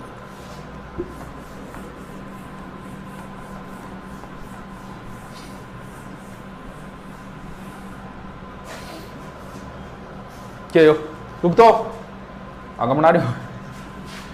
लास्ट बच्चे हैं, चौहान तो डाले हुए हैं, गुहिल और सिसोदिया। लंबी चौड़ी कहानियां हैं, इनको कंप्लीट करना थोड़े से देख लेते हैं, बहुत लंबा चौड़ा हो जाएगा वरना तो वीडियो। गुहिल राजवंश का संस्थापक गुहिलादित्य था। गुहिलादित्य शिलादित्य का पुत्र था। 567 में याद रह जाएगा गुहिल का, गुहिलादित्य। जबकि नाम याद करना है बप्पा रावल। गुहिल राजवंश का वास्तविक संस्थापक बप्पा रावल था, जिसने हारित ऋषि की सेवा की थी। लंबी चौड़ी कहानियां हैं। बप्पा रावल वास्तविक संस्थापक माना जाता है। ऐसा माना जाता है पाकिस्तान का रावलपिंडी शहर भी इन्हीं के नाम के ऊपर है। ये पहले व्यक्ति है जिन्होंने मेवाड़ में सोने के सिक्के चलाए। एकलिंग जी मंदिर बनवाया था। एकलिंग जी मेवाड़ के वास्तविक राजा माने जाते हैं, बाकी इनके नौकर माने जाते हैं कि भी हमारे वास्तविक राजा एकलिंग जी, हम तो इनके नौकर हैं, हम तो इनके राणा हैं। तो मेवाड़ के वास्तविक राजा एकलिंग जी है। जयपुर के वास्तविक राजा गोविंद देव जी, भगवान श्री कृष्ण को जयपुर वाले मानते हैं, और मेवाड़ वालों के वास्तविक राजा एकलिंग जी। इन्होंने अपनी प्रारंभिक राजधानी नागदा को बनाई। राजधानियां बहुत चेंज होगी मेवाड़ में। देखो आगे बप्पा रावल, इसके बाद में शासक आएगा अलट। अलट के बाद में शासक आएगा जेतर सिंह। इसके बाद में राजधानी चेंज करने वाला आएगा रतन सिंह। बप्पा रावल ने नागदा को बनाया, अलट ने आहड़ को बनाया, जेतर सिंह ने चित्तौड़ को बनाया, और इसके समय भी चित्तौड़ है। तो ऐसे याद करने में कोई समस्या। बाद में और राजधानियां चेंज होगी। इसके बाद में राजधानी आएगी, फिर चित्तौड़ के बाद में आएगी कुंभलगढ़। कुंभलगढ़ के बाद फिर चित्तौड़ जाएगी, फिर उदयपुर आएगी, फिर गोगुंदा आएगी। कुंभलगढ़ कुंभा के समय, चलो देखो, अलहट आहड़, ए और आ, इस हिसाब से याद रख लेना कि अलहट ने आहड़ को राजधानी बनाया था। ये पहला आदमी था जिसने हूण राजकुमारी से विवाह किया था। ये राजपूतों का पहला अंतरराष्ट्रीय विवाह है। जेतर सिंह, ये देखो 2 ऊपर मात्रा है, यहाँ चित्तौड़ के ऊपर भी 2 ऊपर मात्रा है, यानी जेतर सिंह ने राजधानी किसको बनाई? चित्तौड़ को। कुंभलगढ़ राजधानी बनाई थी कुंभा ने। चित्तौड़ फिर दोबारा महाराणा संग्राम सिंह के समय राजधानी वापस फिर चित्तौड़ हो गई थी। उदयपुर राजधानी उदय सिंह के समय थी। इसके बाद में गोगुंदा राजधानी हो गई थी प्रताप के समय। महाराणा प्रताप के समय कई राजधानियां हुई, गोगुंदा हुई थी, कुंभलगढ़ हुई थी, चावंड भी हुई थी, अंतिम राजधानी उनकी चावंड थी। तो प्रताप के समय तो कई राजधानियां चेंज हुई है। रतन गोहिल का गोहिलादित्य, वास्तविक बप्पा रावल, अलट ने आड़ को राजधानी बनाया। जेतर सिंह इल्तुतमिश के साथ बुताला का युद्ध हुआ, चित्तौड़ को राजधानी। रतन सिंह के बारे में सारे जानते हो, पद्मनी वाली कहानी है वो रतन सिंह के समय चित्तौड़ का पहला साका हुआ था। चित्तौड़ में 3 साके में थे, पहला, दूसरा और तीसरा। पहला हुआ है 1303 में, दोनों साके 1500 में हुए, कंटिन्यू हुए, एक विक्रमादित्य के समय, एक दोनों भाइयों के समय। 3 के बाद में 4, 5, 6, 7 और 8, यानी पहला 1303 में, दूसरा 1534-35 में, तीसरा 1567-68 में। पहला के समय शासक रतन सिंह था, आक्रमण अलाउद्दीन खिलजी का हुआ। दूसरे के समय शासक विक्रमादित्य था, अलाउद्दीन गुजरात के, आक्रमण गुजरात के बहादुर शाह का हुआ था। तीसरे के समय शासक उदय सिंह था और आक्रमण अकबर का हुआ था। 3 में गोहिल राजवंश का अंतिम शासक था रतन सिंह। इसके बाद में आ जाती है राणा शाखा। राणा शाखाओं के शासक है हमीर, हमीर का बेटा खेता, खेता का पुत्र लाखा, लाखा का पुत्र मोक्कल, मोक्कल का पुत्र कुंभा, कुंभा का पुत्र था रायमल, रायमल का पुत्र संग्राम सिंह, संग्राम सिंह के बाद में शासक बना है संग्राम सिंह का पुत्र विक्रमादित्य, विक्रमादित्य के बाद में बना है उदय सिंह, उदय सिंह के बाद में महाराणा प्रताप, और महाराणा प्रताप के बाद में अमर सिंह, इसके बाद में करण सिंह, इसके बाद में जगत सिंह, इसके बाद में राज सिंह। इतनों की जरूरत तो नहीं है याद करने, कंटिन्यू भी कोई जरूरी नहीं है याद करने की। देखो प्रसिद्ध जो है ना, जैसे महाराणा प्रताप, महाराणा प्रताप के दादाजी का नाम हो गया संग्राम सिंह। ये दोनों भाई है, दोनों पुत्री है संग्राम सिंह के। संग्राम सिंह के दादाजी हो गए कुंभा, कुंभा के दादाजी हो गए लाखा, और लाखा के दादाजी हो गए राणा हमीर। मैन यही है, बीच में तो ज्यादा डिटेल नहीं है इनका, मैन यही है शासक ही इनकी। मैन चीजें अगर इनकी देखें, फास्टली रिपीट मारे, क्योंकि मेवाड़ के इतिहास में 15 घंटे लगते हैं। नॉर्मल ऐसी मैन चीजें इनकी देखते हैं। फिर भी अगर आप शॉर्ट में याद करो तो संग्राम सिंह, और अब 2 ही दिन बचे हैं तो 2 ही शासक याद कर लो, लगभग प्रश्न इसी में से आता है।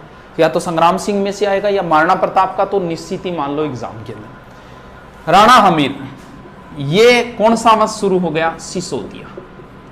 राणा हमीर सिसोदिया राजवंश का संस्थापक है। इसके सिर्फ उपनाम है। मेवाड़ का उद्धारक, विषम घाटी पंचानन, प्रबल हिंदू राजा। मेवाड़ का उद्धारक कहा गया है अमीर को। मेवाड़ का उद्धारक भामाशाह को भी बोलते हैं, पीछे राजस्थान पुलिस में आया था। विषम घाटी पंचानन का अर्थ होता है विकट परिस्थितियों में शेर के समान, यानी ये आदमी विकट परिस्थिति में भी शेर के समान रहा था।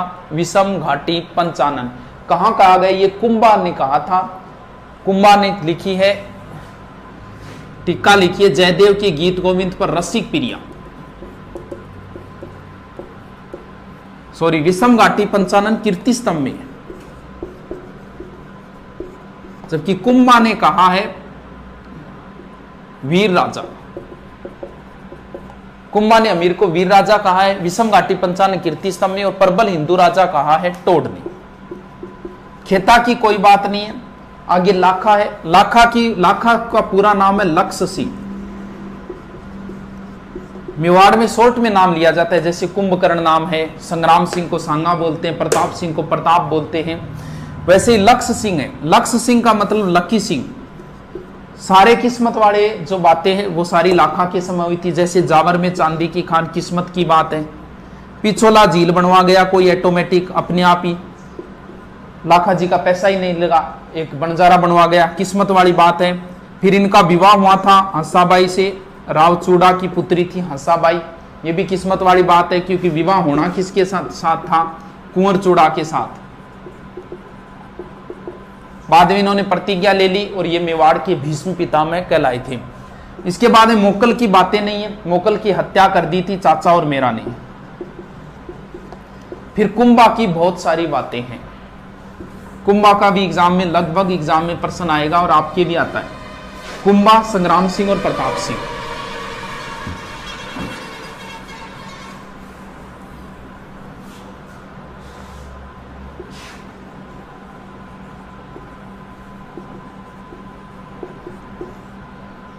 कुंभा के उपनाम बहुत है। कुंभा की जोधा के साथ एक संधि हुई थी आवला बावला 1453। कुंभा के समय गुजरात का शासक था कुतुबुद्दीन शाह और मालवा का था महमूद खिलजी प्रथम। कुंभा के उपनाम बहुत है। अभिनव भट्टाचार्य, राणो रासो, हालगुरु, हिंदू सुल्तान, हालगुरु, दानगुरु, चापगुरु, छापगुरु, राजगुरु, ये उपनाम है। अभिनव भट्टाचार्य, राणो रासो, हिंदू सुल्तान, हालगुरु, दानगुरु, चापगुरु, छापगुरु। तो ऐसे भी प्रश्न आ गया निम्न में से कुंभा की उपाधि नहीं है, तो नहीं है ऑप्शन जब भी आएगा ध्यान रखना वो किसी प्रसिद्ध अन्य राजा का ही आएगा, क्योंकि कुंभे की 200-250 उपाधियां हैं। बाकी ऐसे भी पूछ लिया तात्कालिक मुस्लिम शासकों द्वारा कुंभा को दी गई उपाधि, इन तीनों को वैसे भी याद रखना पड़ेगा। देखो इधर मुस्लिम नाम आ रहा है, इधर हिंदू नाम आ रहा है, यानी मुस्लिम शासकों ने हिंदू सुल्तान कहा कि हिंदुओं में ये एक ही है। रासो बोलते हैं साहित्य को, कुंभा साहित्यकारों का आश्रयदाता था इसलिए राणो रासो। अभिनव भट्टाचार्य यानी कुंभा संगीत का ज्ञाता था। कौन सा संगीत का? वीणा बजाता था कुंभा, बताते कुंभा स्वयं वीणा वादक था। इसके बाद में कुंभा का इनके साथ भी युद्ध हुए थे। कुंभा का महमूद खिलजी के साथ युद्ध हुआ था सारंगपुर युद्ध या मालवा युद्ध 1437। इस ये युद्ध महत्वपूर्ण, युद्ध की विजय के उपलक्ष्य में जो चीज बनवाई थी वो महत्वपूर्ण है, वो है विजय स्तंभ। विजय स्तंभ, विजय स्तंभ 9 मंजिली है, 1 2 3 4 5, 9 तो मंजिली है, 120 से 122 फीट ऊंची है, लगभग 157 इसके अंदर लगभग सीढ़ियां है। विजय स्तंभ में लगभग 90 लाख खर्चा आया था 9वीं मंजिल पर, और तीसरी मंजिल पर 9 बार, 9 ही 9 आंकड़े आते हैं इसमें ज्यादा। विजय स्तंभ की 9वीं मंजिल पर बताते हैं 9 बार अल्लाह लिखा है अरबी भाषा के अंदर। इसकी 8वीं मंजिल पर कोई मूर्ति नहीं है, और इसकी 9वीं मंजिल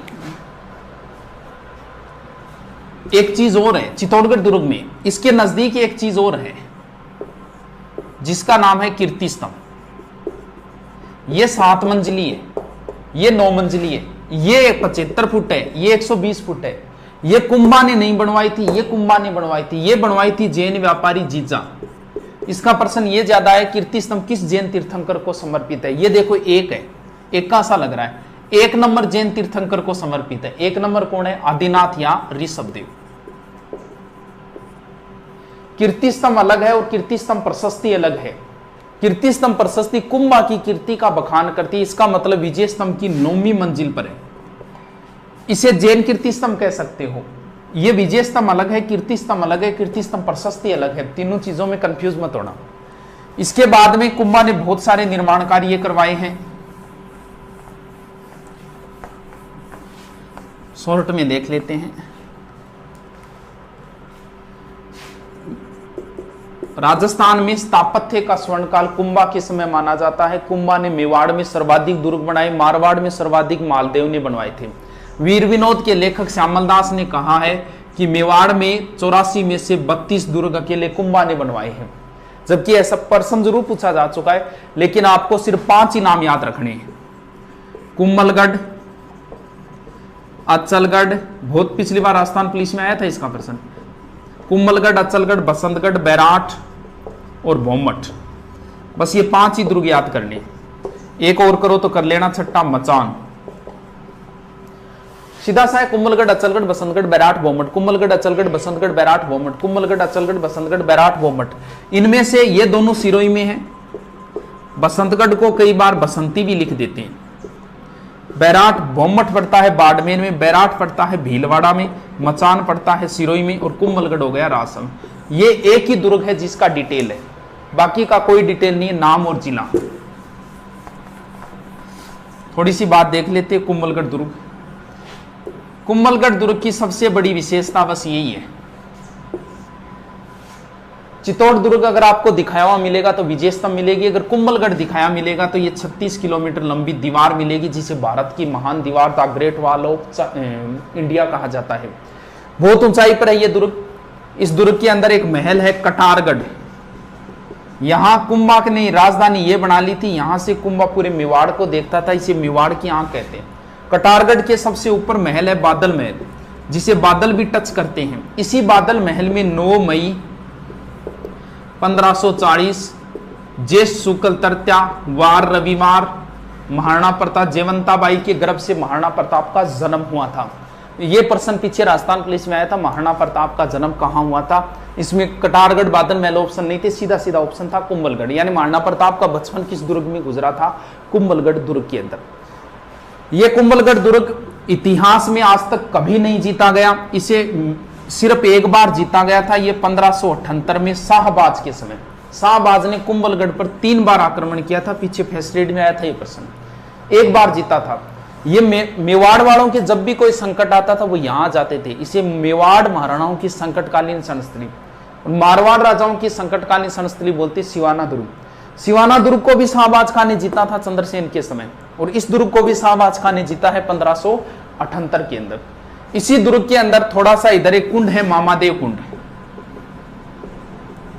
यहां कुंभा पूजा कर रहा था। कुंभा के अंतिम समय में उन्माद रोग हो गया था, जिसमें बैकी बैकी बातें करना होता है, आदमी भूल जाता है कि वो उन्माद रोग होता है।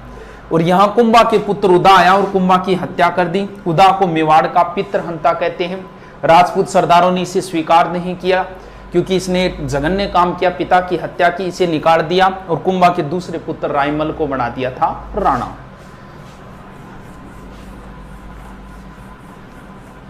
अब कुंभा के 1-2 मंदिर भी है, श्रृंगार चौरी,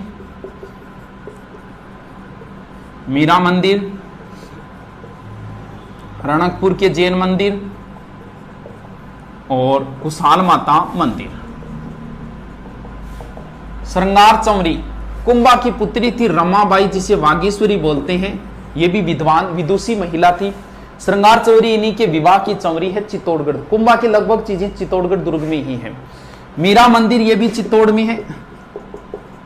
इसमें कंफ्यूज मत होना, कुंभा का शासनकाल है 1433 से 68, जबकि मीरा का जन्म हुआ था 1498 में, यानी कुंभा की मृत्यु के 30 साल बाद। फिर भी मीरा मंदिर है। इसी कंफ्यूजन की वजह से टोड ने लिख दिया था कि मीरा जो है वो कुंभा की पत्नी थी, जबकि ऐसा नहीं है। मीरा मंदिर जो है वो पहले कृष्ण भगवान का मंदिर था, कुंभा स्वामी मंदिर था। मीरा इसमें बैठ के पूजा करती थी, इसलिए मीरा मंदिर नाम से प्रसिद्ध हो गया था। तो बनवाया इसे किसने था? कुंभा ने ही बनवाया था। रणकपुर के जैन मंदिर पड़ते हैं पाली में, बहुत प्रसिद्ध मंदिर है, मथाही नदी के किनारे है। इसमें 1444 खंबे हैं, स्तंभों का वन बोलते हैं, घंटियों का मंदिर भी बोलते हैं। ये मालवा दोबारा जब विजय की थी ना कुंभा ने, तब बनवाई थी, द्वितीय मालवा विजय के उपलक्ष्य में कुशाल माता का मंदिर। इसके बाद में कुंभा का साहित्य है, संगीत राज, संगीत मीमांसा, संगीत सुधा, कामराज, रतिसार, ये 5-7 ग्रंथ है जो आप देख लेना, रट लेना। कुंभा के बाद रायमल की बात नहीं है, फिर संग्राम सिंह की है। संग्राम सिंह का वीडियो मैंने डाल रखा है और संग्राम सिंह का दोबारा फिर से एक पूरे विवरण के साथ वीडियो बनाएंगे। संग्राम सिंह के बाद में है विक्रमादित्य, संग्राम सिंह का पुत्र।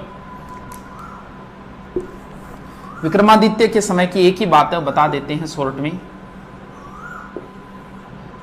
अब चित्तौड़ का राणा बन गया संग्राम सिंह के बाद में विक्रमादित्य, और सांगा की विधवा पत्नी कर्मावती राजकार्य ये संभाल रही है। गुजरात का था बहादुर शाह।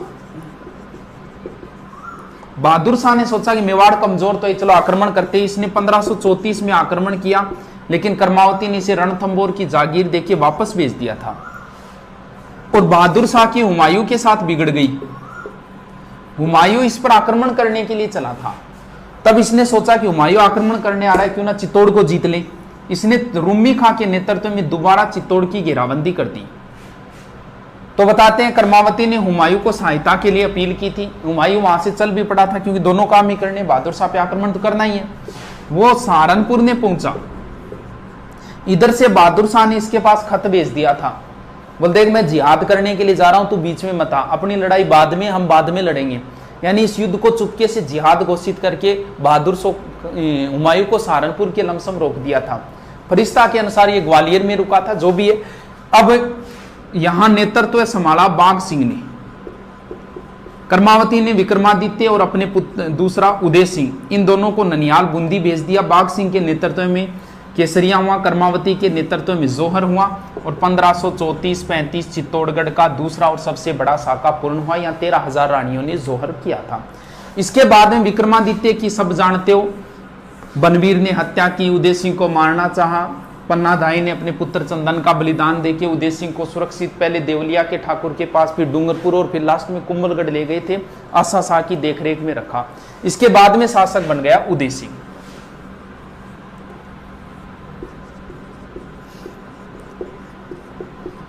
1559 में उदय सिंह के पुत्र अमर सिंह का जन्म हुआ और 1559 में उन्होंने एक झील का निर्माण करवाया, उदय सागर झील, और यहीं पे एक नया शहर बसाया, उदयपुर। अकबर था शासक। अकबर ने नागौर पे आक्रमण किया था जयमल पर, राजा जयमल राठौड़ पर। जयमल इसकी शरण में आ गए थे, उदय सिंह की शरण में। अकबर ने गुजरात पर आक्रमण किया। गुजरात का था बहादुर शाह, ये बहादुर शाह भी आ गया था। बहादुर शाह ने बाज बहादुर, ये बाज बहादुर भी उदय सिंह की शरण में आ गया था। अकबर ने दोनों मांगे, उदय सिंह ने मना कर दिया। तब अकबर ने चित्तौड़ दुर्ग को घेरा था 1567-68। यहां जैमल और फत्ता ने नेतृत्व किया। 4 माह घेराबंदी चली, राजपूतों द्वारा लड़ा गया सबसे अच्छा युद्ध माना जाता है, सबसे खतरनाक। इस युद्ध के बारे में पूरा डिटेल बताएंगे, इसका वीडियो डालेंगे। सबसे अच्छा युद्ध था ये। 4 महीने तक कैसे कैसे रहा, क्या घेराबंदी रही, अकबर ने क्या किया, यहाँ 8000 राजपूतों ने क्या किया, वो पूरी प्रोसेस है। 1 घंटा लगता है समझाने में, लेकिन इसको कभी फिर डालेंगे। बहुत अच्छा युद्ध था ये चित्तौड़गढ़ का, तीसरे साके का।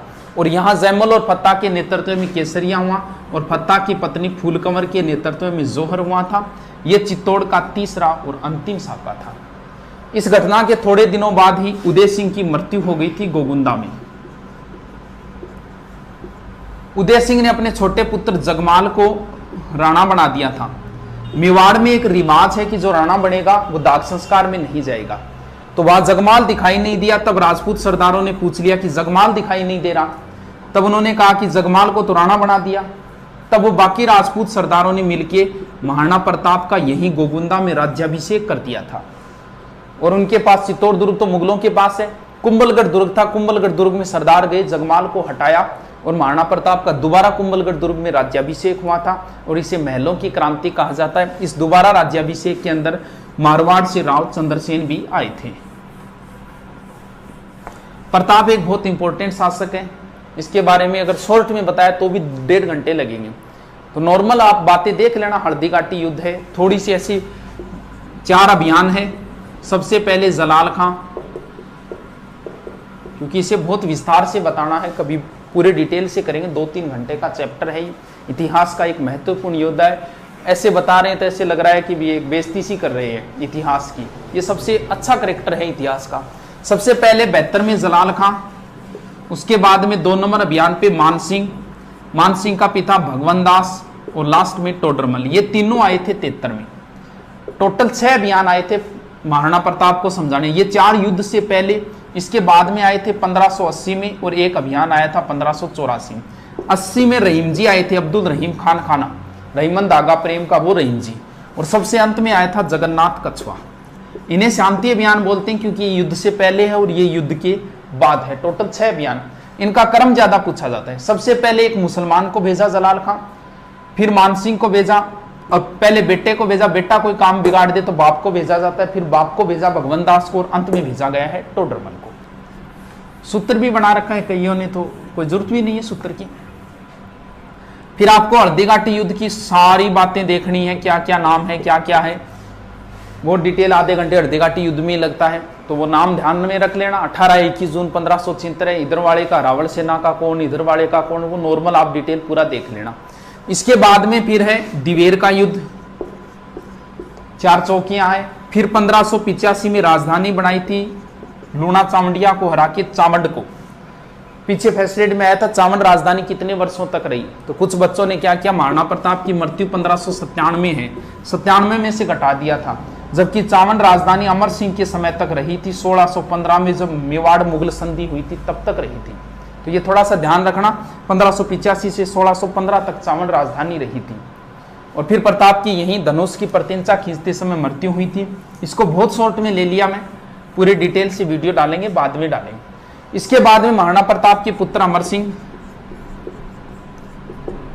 इन्होंने मुगलों से संधि कर ली थी। कई अभियान आए थे इनको समझाने, 1605, 1608, 1609, 1611 और अंत में आया था 1613 खुर्रम शाहजहां।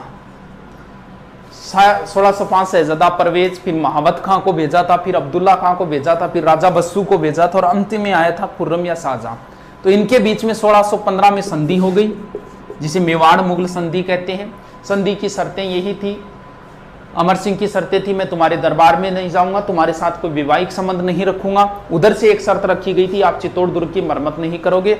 और बाद में सारा चित्तौड़, उदयपुर वगैरह सब वापस दे दिए और राजधानी हट के चावंड से वापस आ गई थी फिर उदयपुर।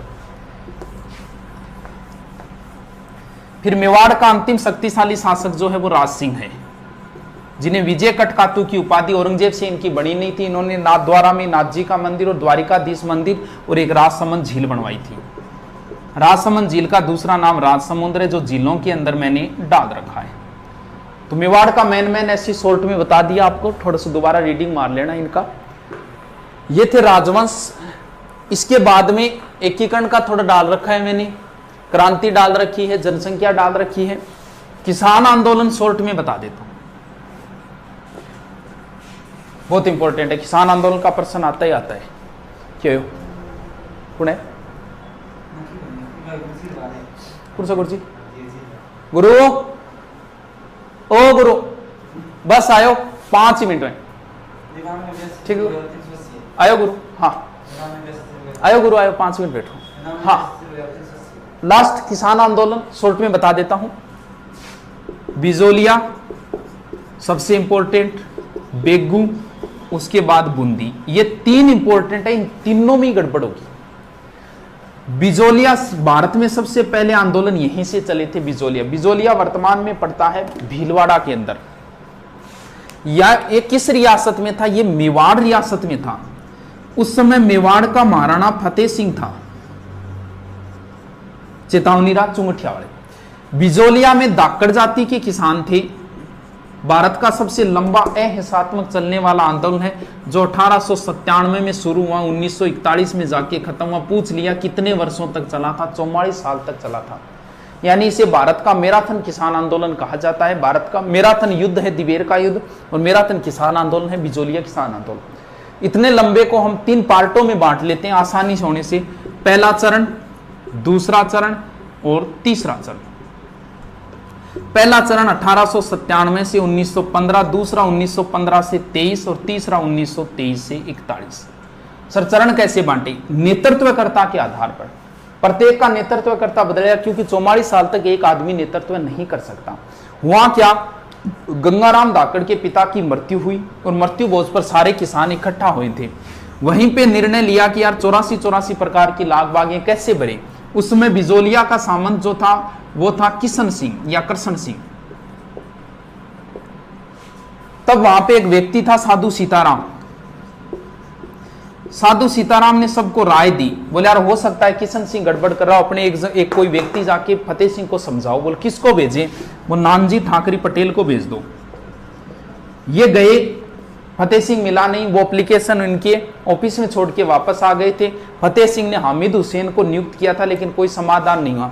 इस बात की खबर मिली किशन सिंह को। किशन सिंह ने 1903 में इन पर एक कर ठोक दिया, चौरी कर, यानी टैक्स कम कराने के लिए गया था, एक नया और आ गया किसानों ने विरोध में 2 साल तक लड़कियों के विवाह नहीं किए। सारे किसान एकत्रित होकर गए, बोल जी हम तो छोड़ के जा रहे हैं बिजोलिया। तब ये डर गया था और इसने चौरी कर समाप्त किया और लगान 50% के स्थान पे 40 कर दी। इसके बाद में सामंत बना पृथ्वी सिंह। पृथ्वी सिंह ने एक जैसे ही नया सामंत बनता है तब एक नया टैक्स लगता है तलवार बंधाई। ये लगा था 1906 में। इसका विरोध हुआ।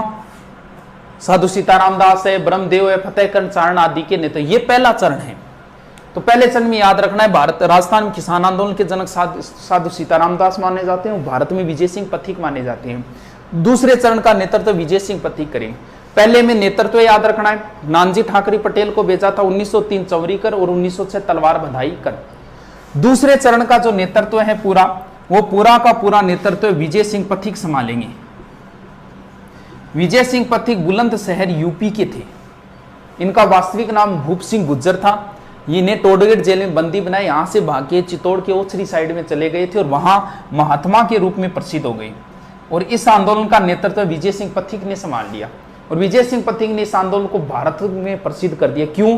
क्योंकि इन्होंने अखबारों में निकलवाई इसकी खबरें। प्रताप, अभ्युदय, मराठा, इन अखबारों में खबरें छपवाई। और कांग्रेस का अधिवेशन हुआ नागपुर में 1920 में। वहां बिजोलिया से कुछ किसानों को लेकर राजाओं के विरुद्ध में प्रदर्शनी लगवाई थी इन्होंने। तो गांधी जी ने अपने निजी सचिव महादेव देसाई को भेजा था कि यार पता लगा क्या बात क्या है।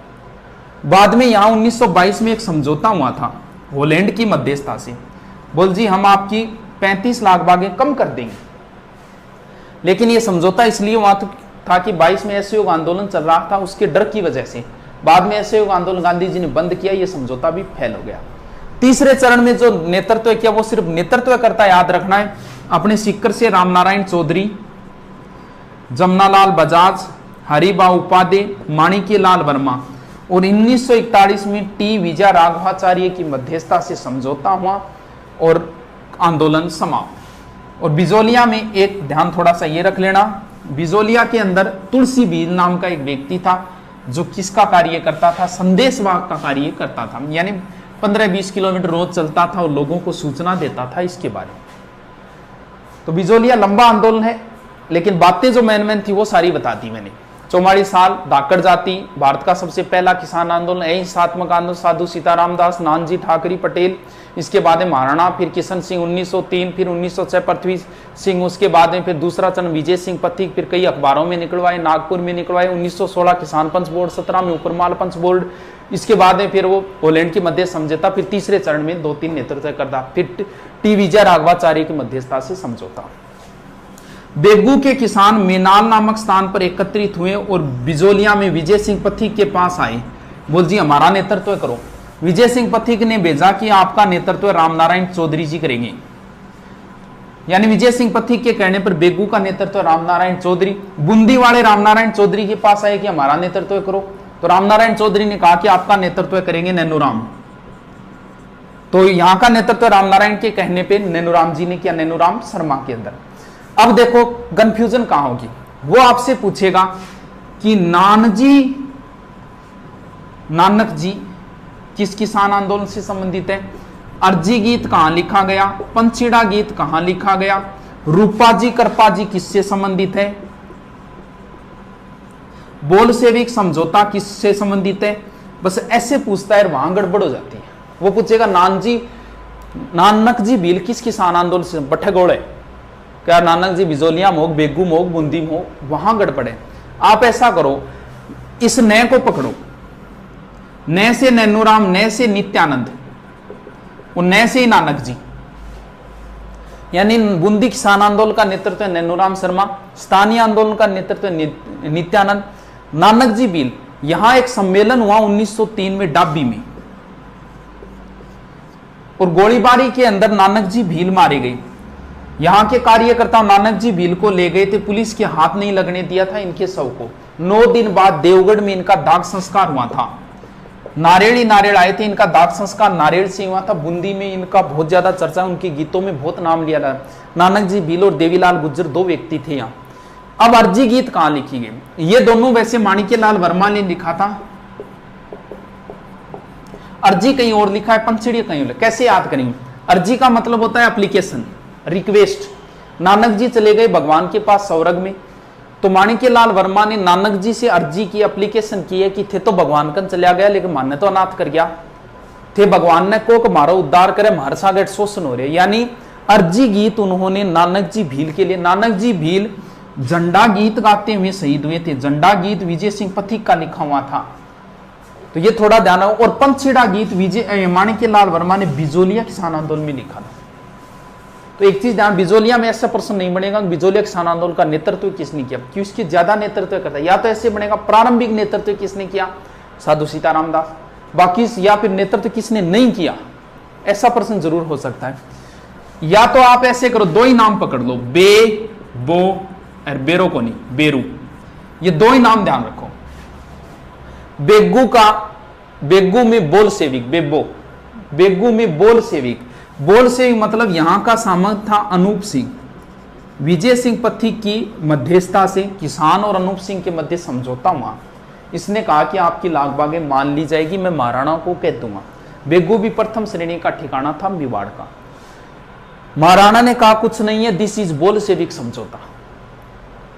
बेरू, रू का मतलब रूपा जी कृपा जी, और यहां मारे गए थे, ट्रेच ने गोलियां चलाई और रूपा जी और कृपा जी मारे गए थे। तो ये तीन किसान आंदोलनों में गड़बड़ नहीं होनी चाहिए।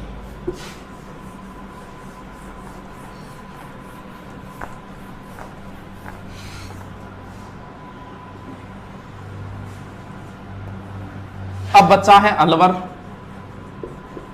सीकर, मारवाड़ और बीकानेर। अलवर ने मेयो ने विद्रोह किया था, मेयो आंदोलन का नेतृत्व यासीन खान ने किया था, और यहां का आंदोलन धीरे धीरे सांप्रदायिक हो गया था, हिंदू मुसलमान हो गया था। यानी कहां के किसान आंदोलन सांप्रदायिक हो गए थे, मेयो। यहां की सबसे बड़ी घटना है निमुचना। कद हुई गुरुजी, 14 मई 1925। छज्जू सिंह, राजस्थान का जनरल डायर बोलते, छज्जू सिंह ने गोलियां चलाई, किसान मारे गए।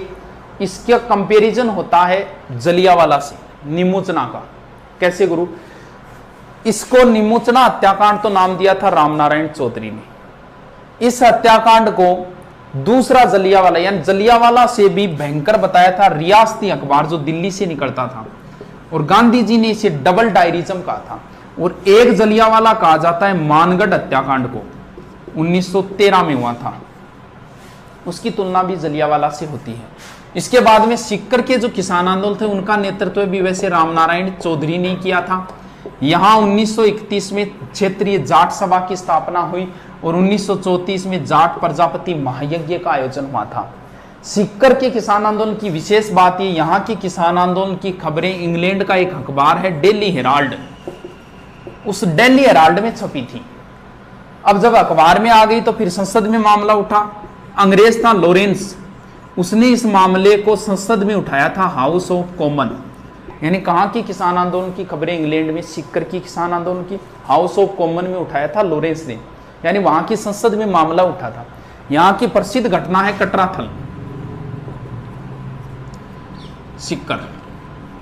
बस यहाँ का प्रसिद्ध प्रश्न है किशोरी देवी, बार बार यही आता है, हरलाल की पत्नी थी ये प्रश्न यही आता है। कटराथल में 10,000 महिलाओं का नेतृत्व किसने किया, किशोरी देवी ने, और यहाँ वक्ता का कार्य किया था उत्तम।